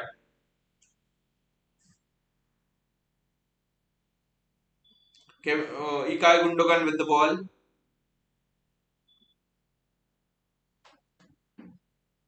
See, it's just one way passing. If we get a goal, it has to be well technically crafted with really speeds. A man or two to Brian as an extraordinary thing, and we are very well capable of that kind of footballing brilliance. Footballing excellence. But why do we have to make it that way? Just bring on Haaland and smash the shit out of these guys. Sub needed, exactly. Vinicius, not a single through ball to Alvarez. And Alvarez, in fact, is cutting inside and joining the rut of, what Grealish is doing and stuff. It's just too slow. It's just in the defense. There's no one who's running at the. Look at that. Absolute shite from Jack Grealish. Erling Haaland is standing there with his pink suit and is telling, I have this Champions League anthem as my alarm, and you don't start me. That's what Haaland is telling to Pep. Sub has to come in the next 10 minutes.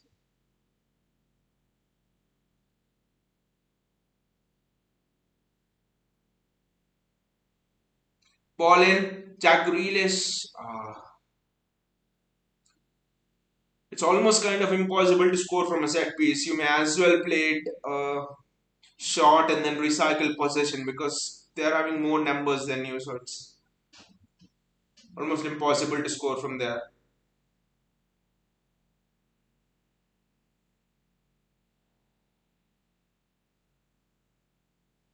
Now there's a slight position change. I think it's Alvarez and Kevin De Bruyne. Both are pressing. Earlier we were playing a sort of a diamond, the front four as an attacking diamond. But now I think it's almost switched to a sort of a two up front with De Bruyne and Alvarez.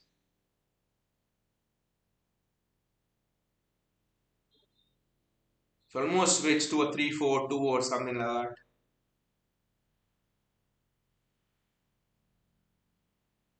Ruben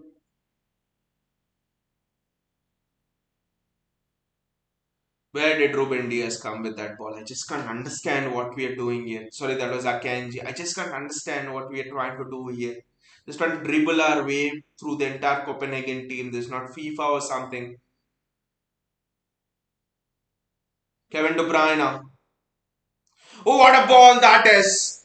Ah, that ball deserved to be 1-0 there. What a ball that is. The ball didn't go in, but the Copenhagen player went into the net. That's how good the ball was. Look at it, defending the Copenhagen player went into the net. Fantastic ball in.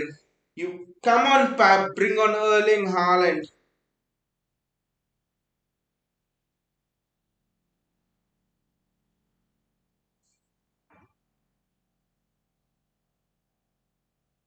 Kevin De Bruyne with the corner, but it's going to be very difficult, if not impossible, to score from set pieces.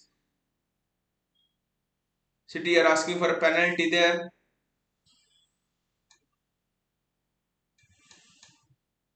But City have defended the corner well, and that's a very good ball by Ken Shallow.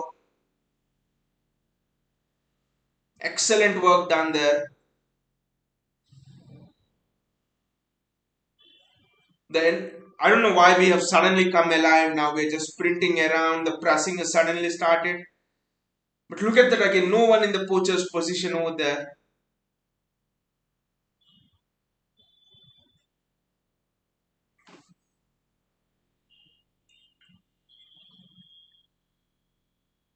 Look at the distance covered. Copenhagen Place have covered 90 kilometers and we have covered 83 kilometers. It's almost 10 kilometers difference. Pap will not be happy with that as well. Lack of a work rate. And you know who is at fault for lack of the work rate. Grealish, Mahrez, the name goes on. Gundogan does well to get out of the Copenhagen press. There's Rodri taking the ball forward. It's Kevin De Bruyne, but there's no options up front. Manuel Akanji with the ball and he just plays it sideways. Rodri to Gundogan to Jack Grealish.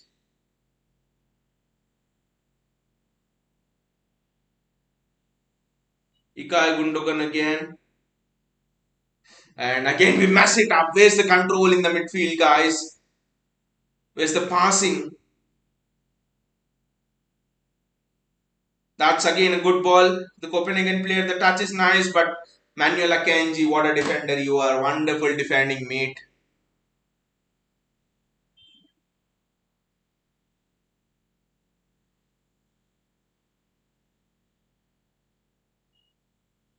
I think Cancelo is destined to play at the left, whatever happens. Because every time Pep has tried to shift him to the right, some or the other thing has happened, and today the red card.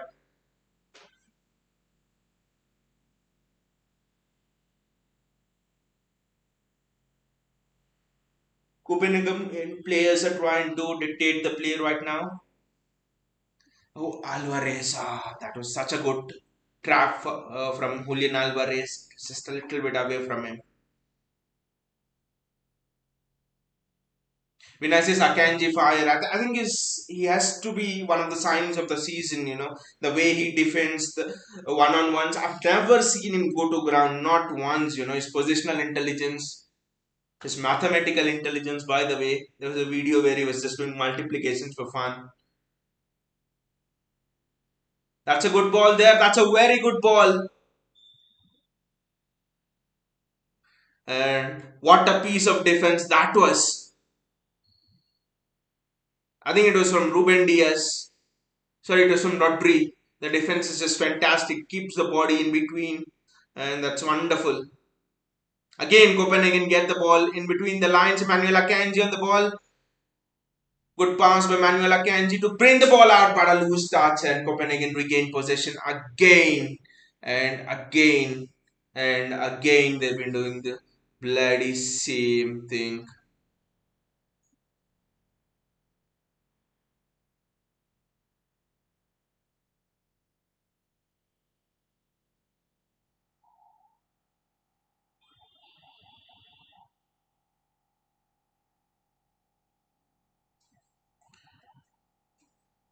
We are pressing in a we are pressing with two at the front now. Alvarez and Grealish. Just remove that bloody Grealish and bring on Erling Haaland, Pep. At least you'll have it. It will be the perfect combination. Alvarez dropping back a bit and Haaland running through. Suddenly, Copenhagen will not be able to press as high. I just want to see pictures now of Pep asking Erling Haaland to remove all of his, practice this thing and get ready for getting onto the pitch. That's what I want to happen right now.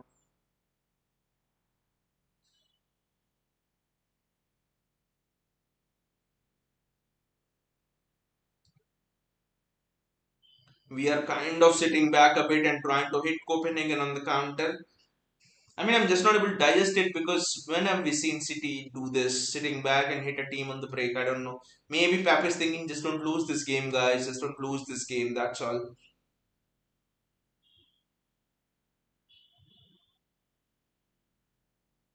You know what the talk after this game will be? If we suppose lose the game, people will be telling, the Champions League. City can never win the Champions League. They don't have the mentality, and all of that shit will come out now if we lose this game. But I'm still confident that if there's someone who can find the winner, it's us, even though we're down to 10 men. An evening that could have. That's a foul on Akanji. That's a clear foul. I don't know what the ref was on there.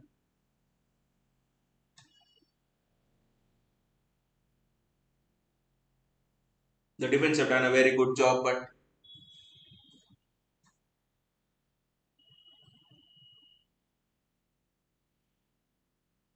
won't we get one chance with De Bruyne and all the creators in their Grealish and stuff? I think we will. Just a matter of staying patient, matter of staying compact, matter of staying in shape. Look at it, they're going man to man for press and they're having a spare man over there in the midfield. That is the problem. He was so close to making it 1-0, that Copenhagen player.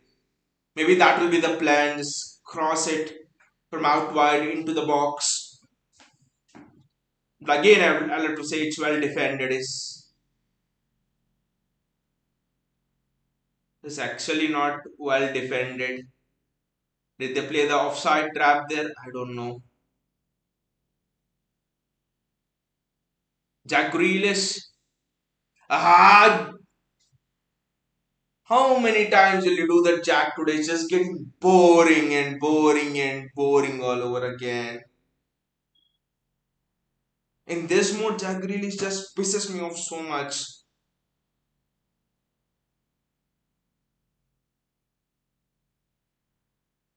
But the ball was just fantastic. I mean, if you go 1-0 down, it's just going to be so difficult. I think then Pep will bring on Haaland. Instead, be proactive and bring Haaland now back.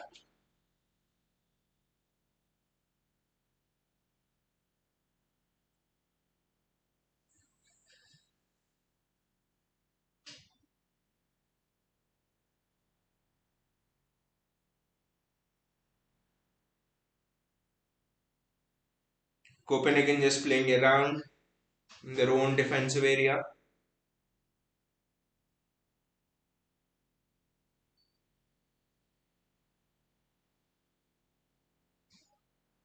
I think they're actually happy with the nil-nil draw, or is there something that they have to win to stay alive in the group? I don't know. I haven't seen. I haven't even bothered to see the Champions League group table. The only thing I know is if City win today, we are through.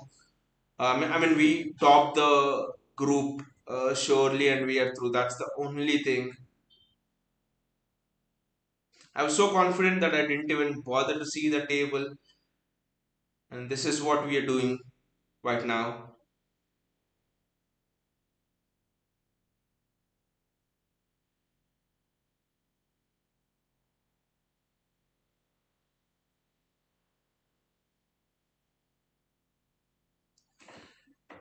Oh, there's a runner in there. No one tracked him, but thankfully the midfielder didn't find it.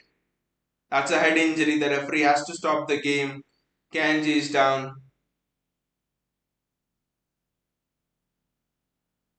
Is it a shoulder? Now, the last thing that could happen in this game is Akanji getting injured. That would just be a devastating blow. I do not want that to happen. That would just be too devastating. Kenji getting injured in the sense shoulder injury or something. He's had shoulder problems in the past, I think. How bad the day could get for us, I do not understand. Pep is making two substitutions, but none of the two substitutes are Erling Haaland. It's Phil Ford and Bernardo Silva. Countania says, should Pep sub off KDB to give him some rest for Liverpool? At least I feel so. I think Pep is doing that thing. He's bringing on Bernardo Silva and Phil Foden. But I don't think he'll sub off KDB. The problem here is if Pep subs off KDB, then you don't have a chance to win the game.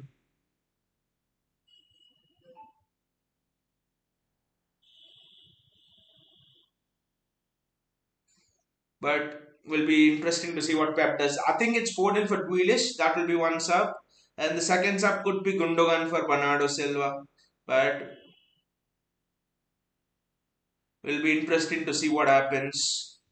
Grealish is the one going on for sure. I think, yeah, it's KDB who's off. Yeah, it's KDB who's off and Grealish is off. Yeah, Grealish was the one. He's had a pathetic game. Grealish. I don't know. Whenever Grealish starts with Mahrez, he just has a pathetic game, and Mahrez himself has a pathetic game. I don't know what's that correlation between both of them. I just don't understand.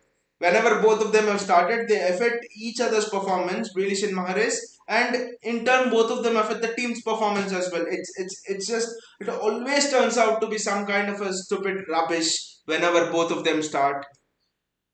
Grealish and Mahrez. Bernardo Silva there. So I guess there'll be a lot of energy now. I think Pep wants to go for it in this last 13 minutes, or maybe not, because if he wants to go for it, he would have bought on Haaland. Maybe he wants to settle for a draw. That's why he bought on Bernardo Silva just to go and add more energy to that midfield and press more, cover the spare man of Copenhagen and stuff like that. Just don't want us to lose. It's offside. No, as the minutes tick by, I'm like, well, a draw is not a bad result. I think if we have a draw, yes, I think even if we have a draw, we qualify at the top of the group. No, the top of the group might not be confirmed, but qualification is confirmed. I think from the group stage with a draw. What we are having 9 points already, and if there is a draw, it will be 10 points, right?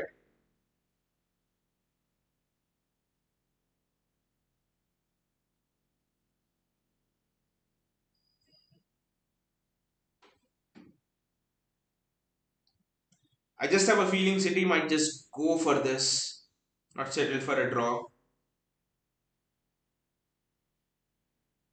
Look at it, we are just a little bit more aggressive because before Bernardo came on, it's almost like you're defending in a back five. It was almost a line you could draw if you had a scale or ruler or something.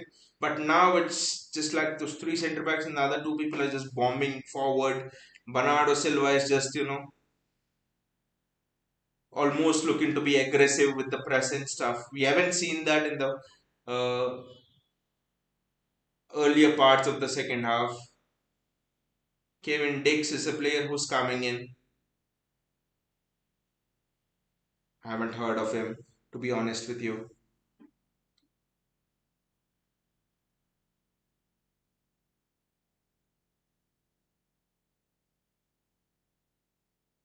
Manuel Akanji on the ball. Bernardo Silva. Ruben Diaz. Aymeric Laporte. There's no three at the back line right now. And five at the back line right now. Foden's there. He's held the width well. Ah! It's no one. Bloody hell. Connecting with Foden. We are pressing the Copenhagen keeper. This will be gung ho in the last 10 minutes. Just fasten your seatbelts, guys, and prepare for it. We're either going to lose this game or we are going to win. That's it. Pep will not accept a draw here. We will give everything to win here. That should be the spirit.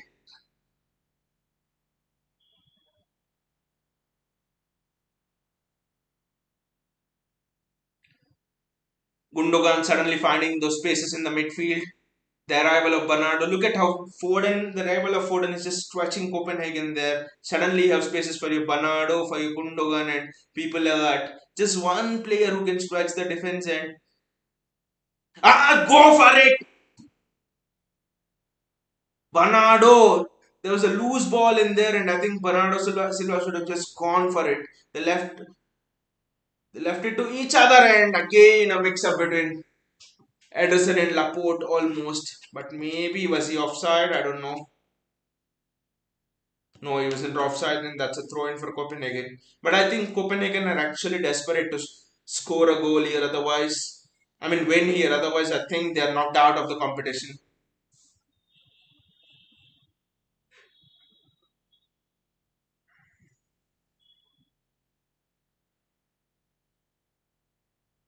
It suddenly looks 11 v 11. With the way Akanji, what a great touch from Julian Alvarez, Ika Gundogan, that's a foul, ref. Yes, it's a foul. Look at this, the magical play from City there, Akanji to Alvarez to Gundogan, and Gundogan is almost getting ready there to release Phil Foden, who is running through. Maybe the foul is a bit harsh, but we'll take it. We're down to 10 men, we'll take anything and everything right now.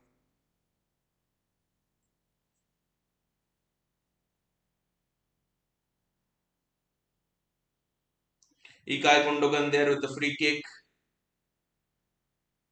The clock is ticking by, but generally if it's nil-nil, you're a bit tense that will City drop points and stuff, but it doesn't feel like that. It's like we are down to 10 men and it's okay. Bernardo Silva running, but that's a throw in for City.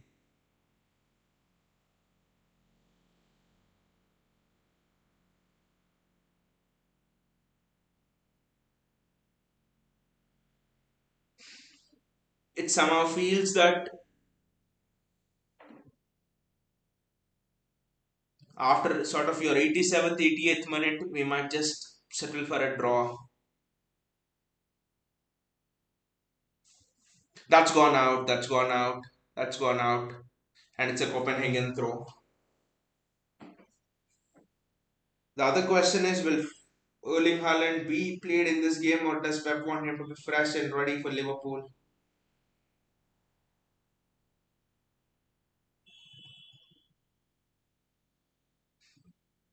Again, you could.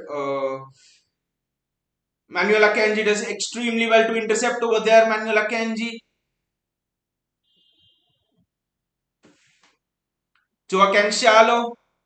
That was a good shot from Joao Cancelo, and Joao Cancelo gives City a corner. We know that City are capable of the ultimate beauty. Ultimate football spectacle, but we have talented players who could win this game even from here on with just a strike. But Phil Foden striking it. That chance, mate. That was a chance. It was Julian Alvarez. That's a chance, Julian. That was the chance over there. Let's have a look back. Yes, that was a chance. It was almost a free header. It just fell on him. And Julian Alvarez is not the tallest as well. So you just understand the precision of Phil Foden over there. Chance, Julian could have just been a hero today. Copenhagen goalkeeper kicks the ball long. Bernardo Silva, Manuel Akanji, sorry, it's Rodri Ruben Diaz.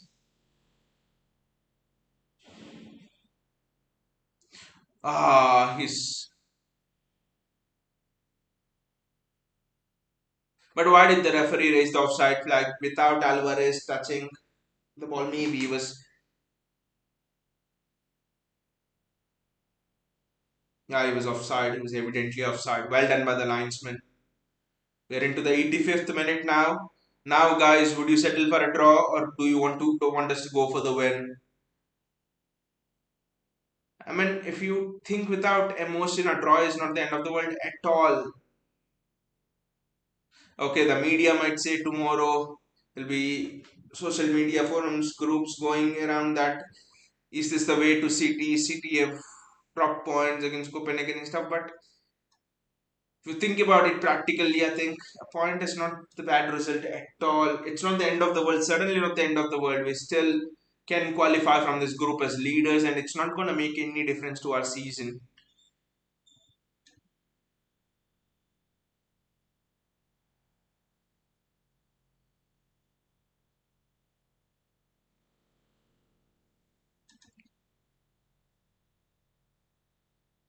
And to think on top of all this, this could have just been such a good evening, with Rodri starting off with that wonder strike and Riyad Mahrez missing that. Everything went wrong. Maybe we need a Erling Haaland after all in this competition. Just that striker, just the cutting edge striker. Julian Alvarez working his socks off his pressing, but no one's pressing, so it's almost kind of a useless press.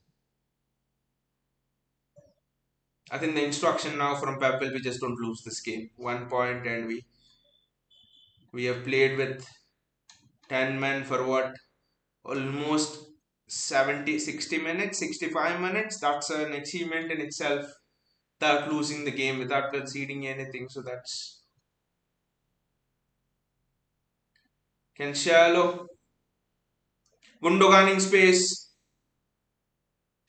Gundogan couldn't complete the pass. Otherwise, Cancelo was almost through over there. We need one of those passes to go through, one of those through balls to go through. Ruben Diaz does well, and it's a City. It's a Copenhagen throw.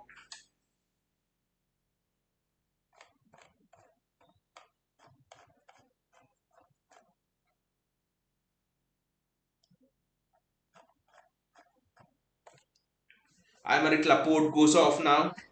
The 87th minute and Nathan Ake comes on. Will not understand the substitution. Do not know. 3 4 minutes. Why do you want to? I don't know. Maybe he thinks that they'll pump long balls over, and maybe Pep feels that the pace of Ake could be vital here, especially in the last 2 3 minutes, last 5 minutes, where they'll just pump long balls and they'll try to have a runner go through our defense.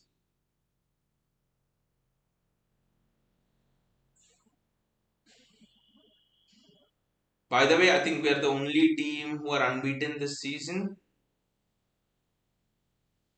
The entire Europe, I do not know. Not sure about this, but at least in the Premier League, I think we are the only team. At least in England, we are the only team who are unbeaten. We haven't lost a match in the Premier League. We haven't lost a match in the Champions League till now. Vinicius Ake on Laporte off.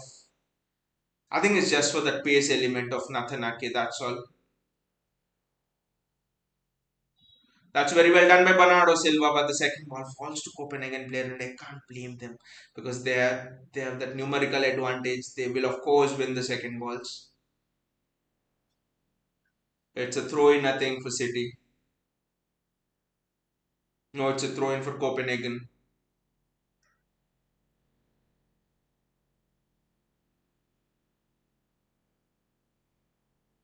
But I actually think if you would ask Pep Guardiola which game would you like to have an off day in, I think he would be satisfied if you told this is the game. You'd have 9 points from nine in the group, and then the next game you'd be have an off day with everything happening to Mahrez red card. You take it, I think, instead of this happening in a quarter final or a knockout phase or critical phase. I think if an off day has to happen, let it happen here. I think it's important for us to look at this in a practical manner and just have to defend. We just have to defend.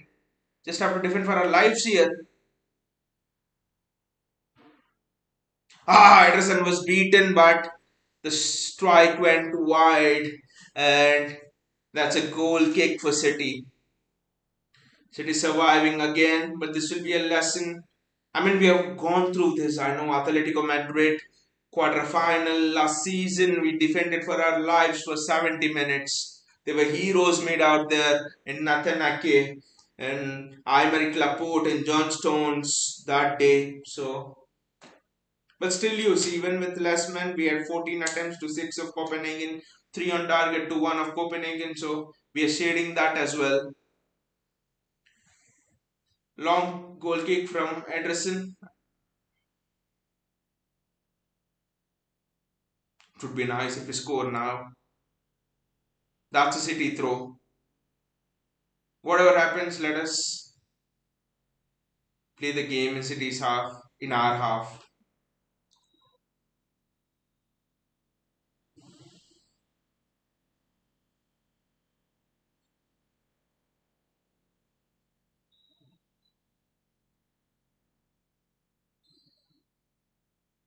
Bernardo Silva trying to dribble through, it's Ikai Gundogan.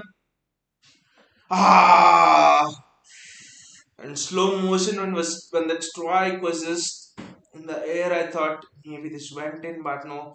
See, this is why Ake is brought on. Ake, nothing, nothing, nothing, nothing, nothing. Well done, well done. See, this is the exact reason why Nathan Ake was brought on. Long ball over the top, runner running through. Aymeric Laporte was well beaten over there. It's Nathan Ake and his pace that allowed him to get back.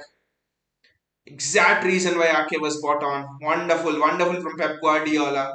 He could have easily slacked off and thought, last 4 minutes, let me keep Laporte on. No, that's why it's the devil is in these details, and that's a yellow card. I think it's definitely not a goal denying tackle because there was Diaz around on the cover. Again, that was a stupid pass in the midfield. Ruben Diaz. I think Ake sold Ruben Diaz almost down the river over there. This is the last minute and free kick in that region. Copenhagen will go tongs and hammers over there.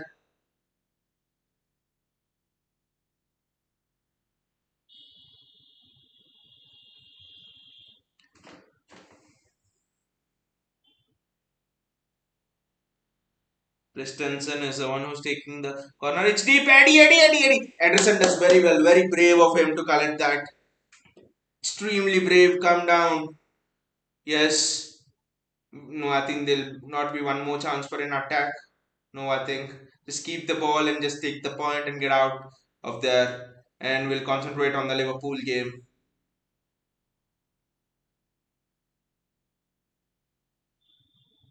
Well, I think maybe Bernardo Silva will try to launch one more attack.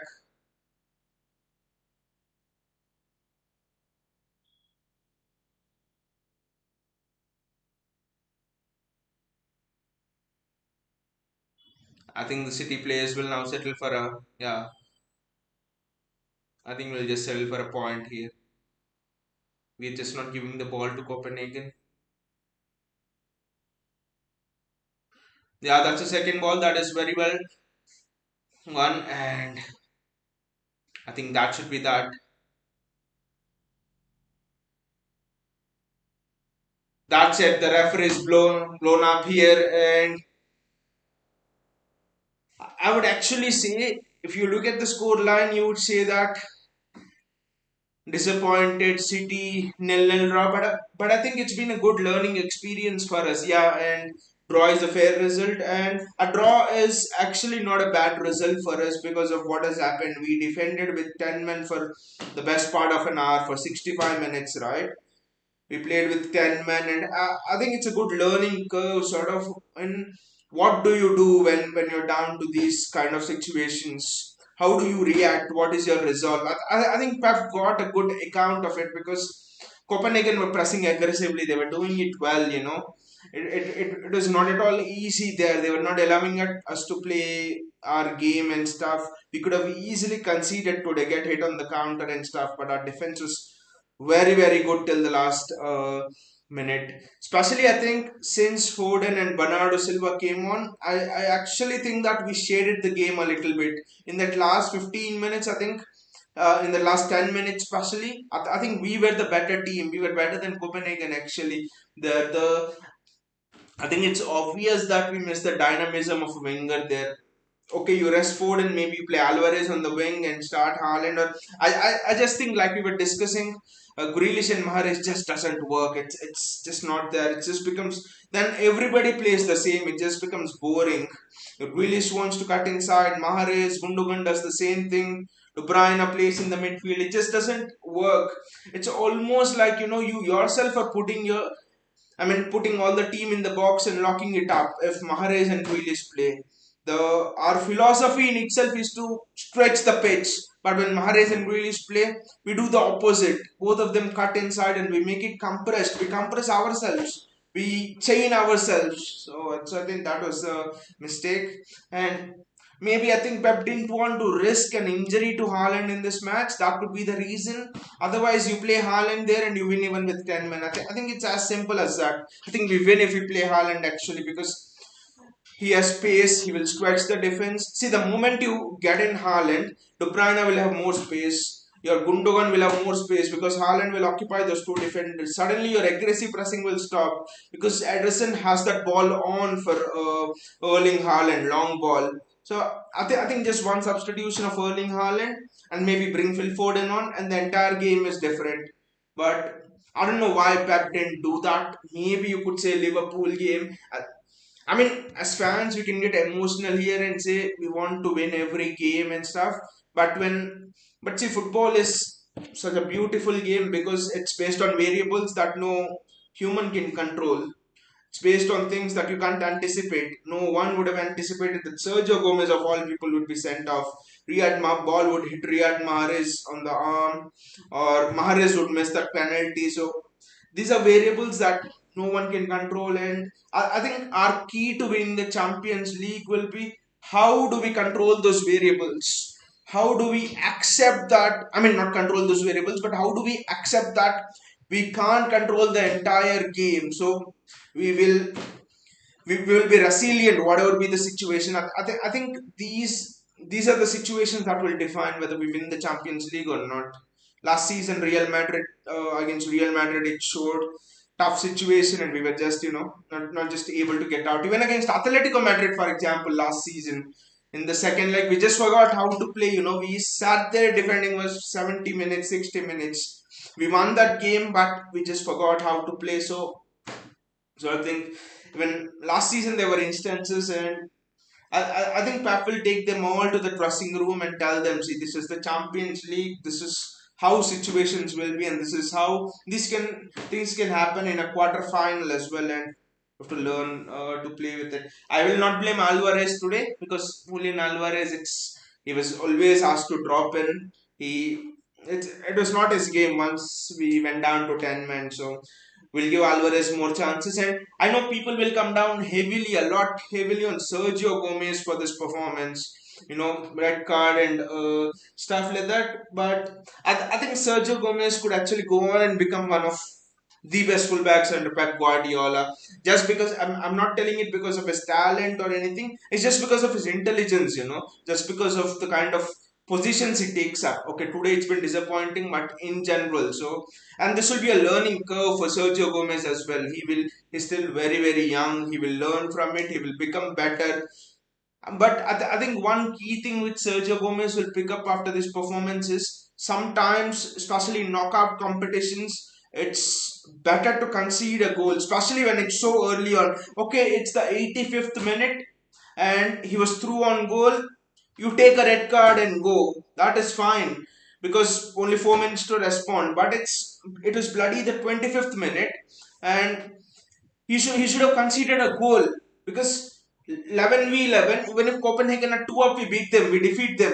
50-60 minutes against even a 2-0 lead, 3-0 lead is not safe against us for any team. So Gomez will realize how to act and react in these situations, not to panic. Concede a goal if need be, if it's very early and if you feel the team can uh, come back from there. So learning experience for Gomez. The midfield just looked out of energy, I would say, a bit, and understandable. Southampton again, the midweek game, and again we have a tough game against Liverpool at the weekend. The games are just coming on. I will not go on a rant here and say the midfield should just be pressing, pressing, pressing. That's not how it works in football. I'm sorry. So you can see the lack of energy in there, and it almost seems that the players were just we we were just a bit drained out, or it could be either that I wouldn't use the word drained out, it would be harsh, but then I would say the players were almost like they had Liverpool on the mind, and we were almost in the mindset that this game was already won. But I like the resilience we showed after we went down to 10 men. So Great performance by the defensive unit, collectively great performance. But attacking wise, maybe we didn't know how to play with 10 men.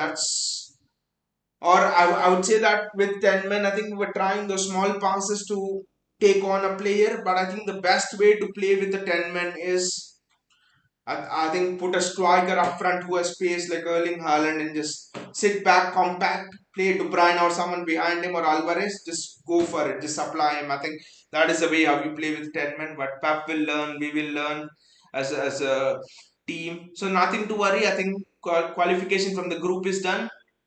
I actually think that uh, top spot is not guaranteed, but we have Dortmund and we have Sevilla to do that. I think Sevilla at home, if Dortmund game also worst case scenario, we'll complete the job and be top of the group. That's not a big deal. Vinicius, what I think is Alvarez isn't striker here, can be a winger. He can be a winger, but Vinay, the thing is, Alvarez is a striker, but the best position of Alvarez, I think, is between in that half space. You play this 4-4-1-1 formation. See, Gundogan played that role. He was just behind Haaland always, right, in the first couple of games. I think that is the best position of Alvarez. They say the best position of Alvarez is almost like what Thomas Muller takes up.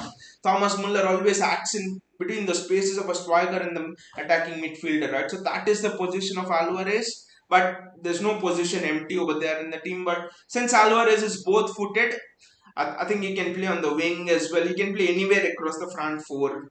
So, but again, I'm interested in seeing what Pep thinks of what is Alvarez's best position, because no one would have thought that Phil Foden would end up in the first team playing on the left wing. All through the academy, coaches have seen him grow up as a attacking midfielder, and he was hailed as the successor to David Silva and things like that. And he is now one of the elite, one of the best left wingers in the game, Phil Foden. So I think again it depends on what Pep sees in Julian Alvarez and thinks which is the best position for him, because Pep sees things which normal mortals like us cannot see. Even big coaches who know great football cannot see. So I'll actually wait on what Pep thinks is Alvarez's best position. I mean, I says if this was Premier League team, we could have taken goal.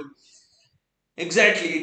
And if this is Premier League team and if we were dropping points for a draw and something, I think Pep would have bought on Haaland. That's for sure. I think Pep went practical here and he has thought 1 point is not the end of the world here. And would I want to risk an injury to Haaland ahead of that Liverpool game? I would want to keep him fresh. I mean, a lot of things would have gone through Pep Guardiola's mind here. So I actually think that Pep in the end settled for a point, and I think fair enough. It's fair enough. The point is fair enough. I think depending on the balance of play and stuff. I mean, you're of course disappointed if you ask me whenever City doesn't win and stuff like that, but there will be games where I mean, it's not possible that a team just wins every game, right? There'll be games when we have off days as a team, when as a team we look a bit drained, because after all, we are humans, right? So I think we'll have to accept that. Otherwise, you could see there's a danger, it's actually sometimes good to have off games like this, because otherwise it's a danger of falling into the trap that Liverpool fell into last season. They played the entire season almost with the same intensity, especially from December, completed the season, and look at the after effects it is having on it now. So it's also good sometimes to have off days. Vinay says both were happy for draw. The men were not fully committed.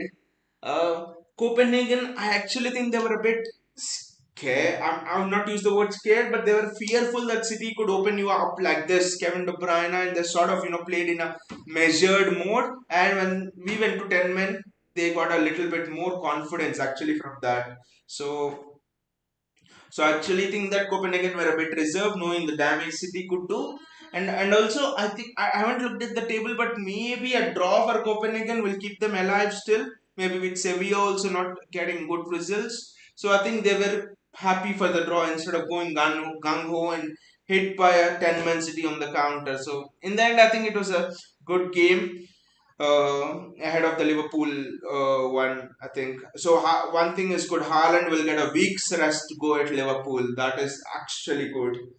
But will be interesting to see the lineup against Liverpool. How will it be?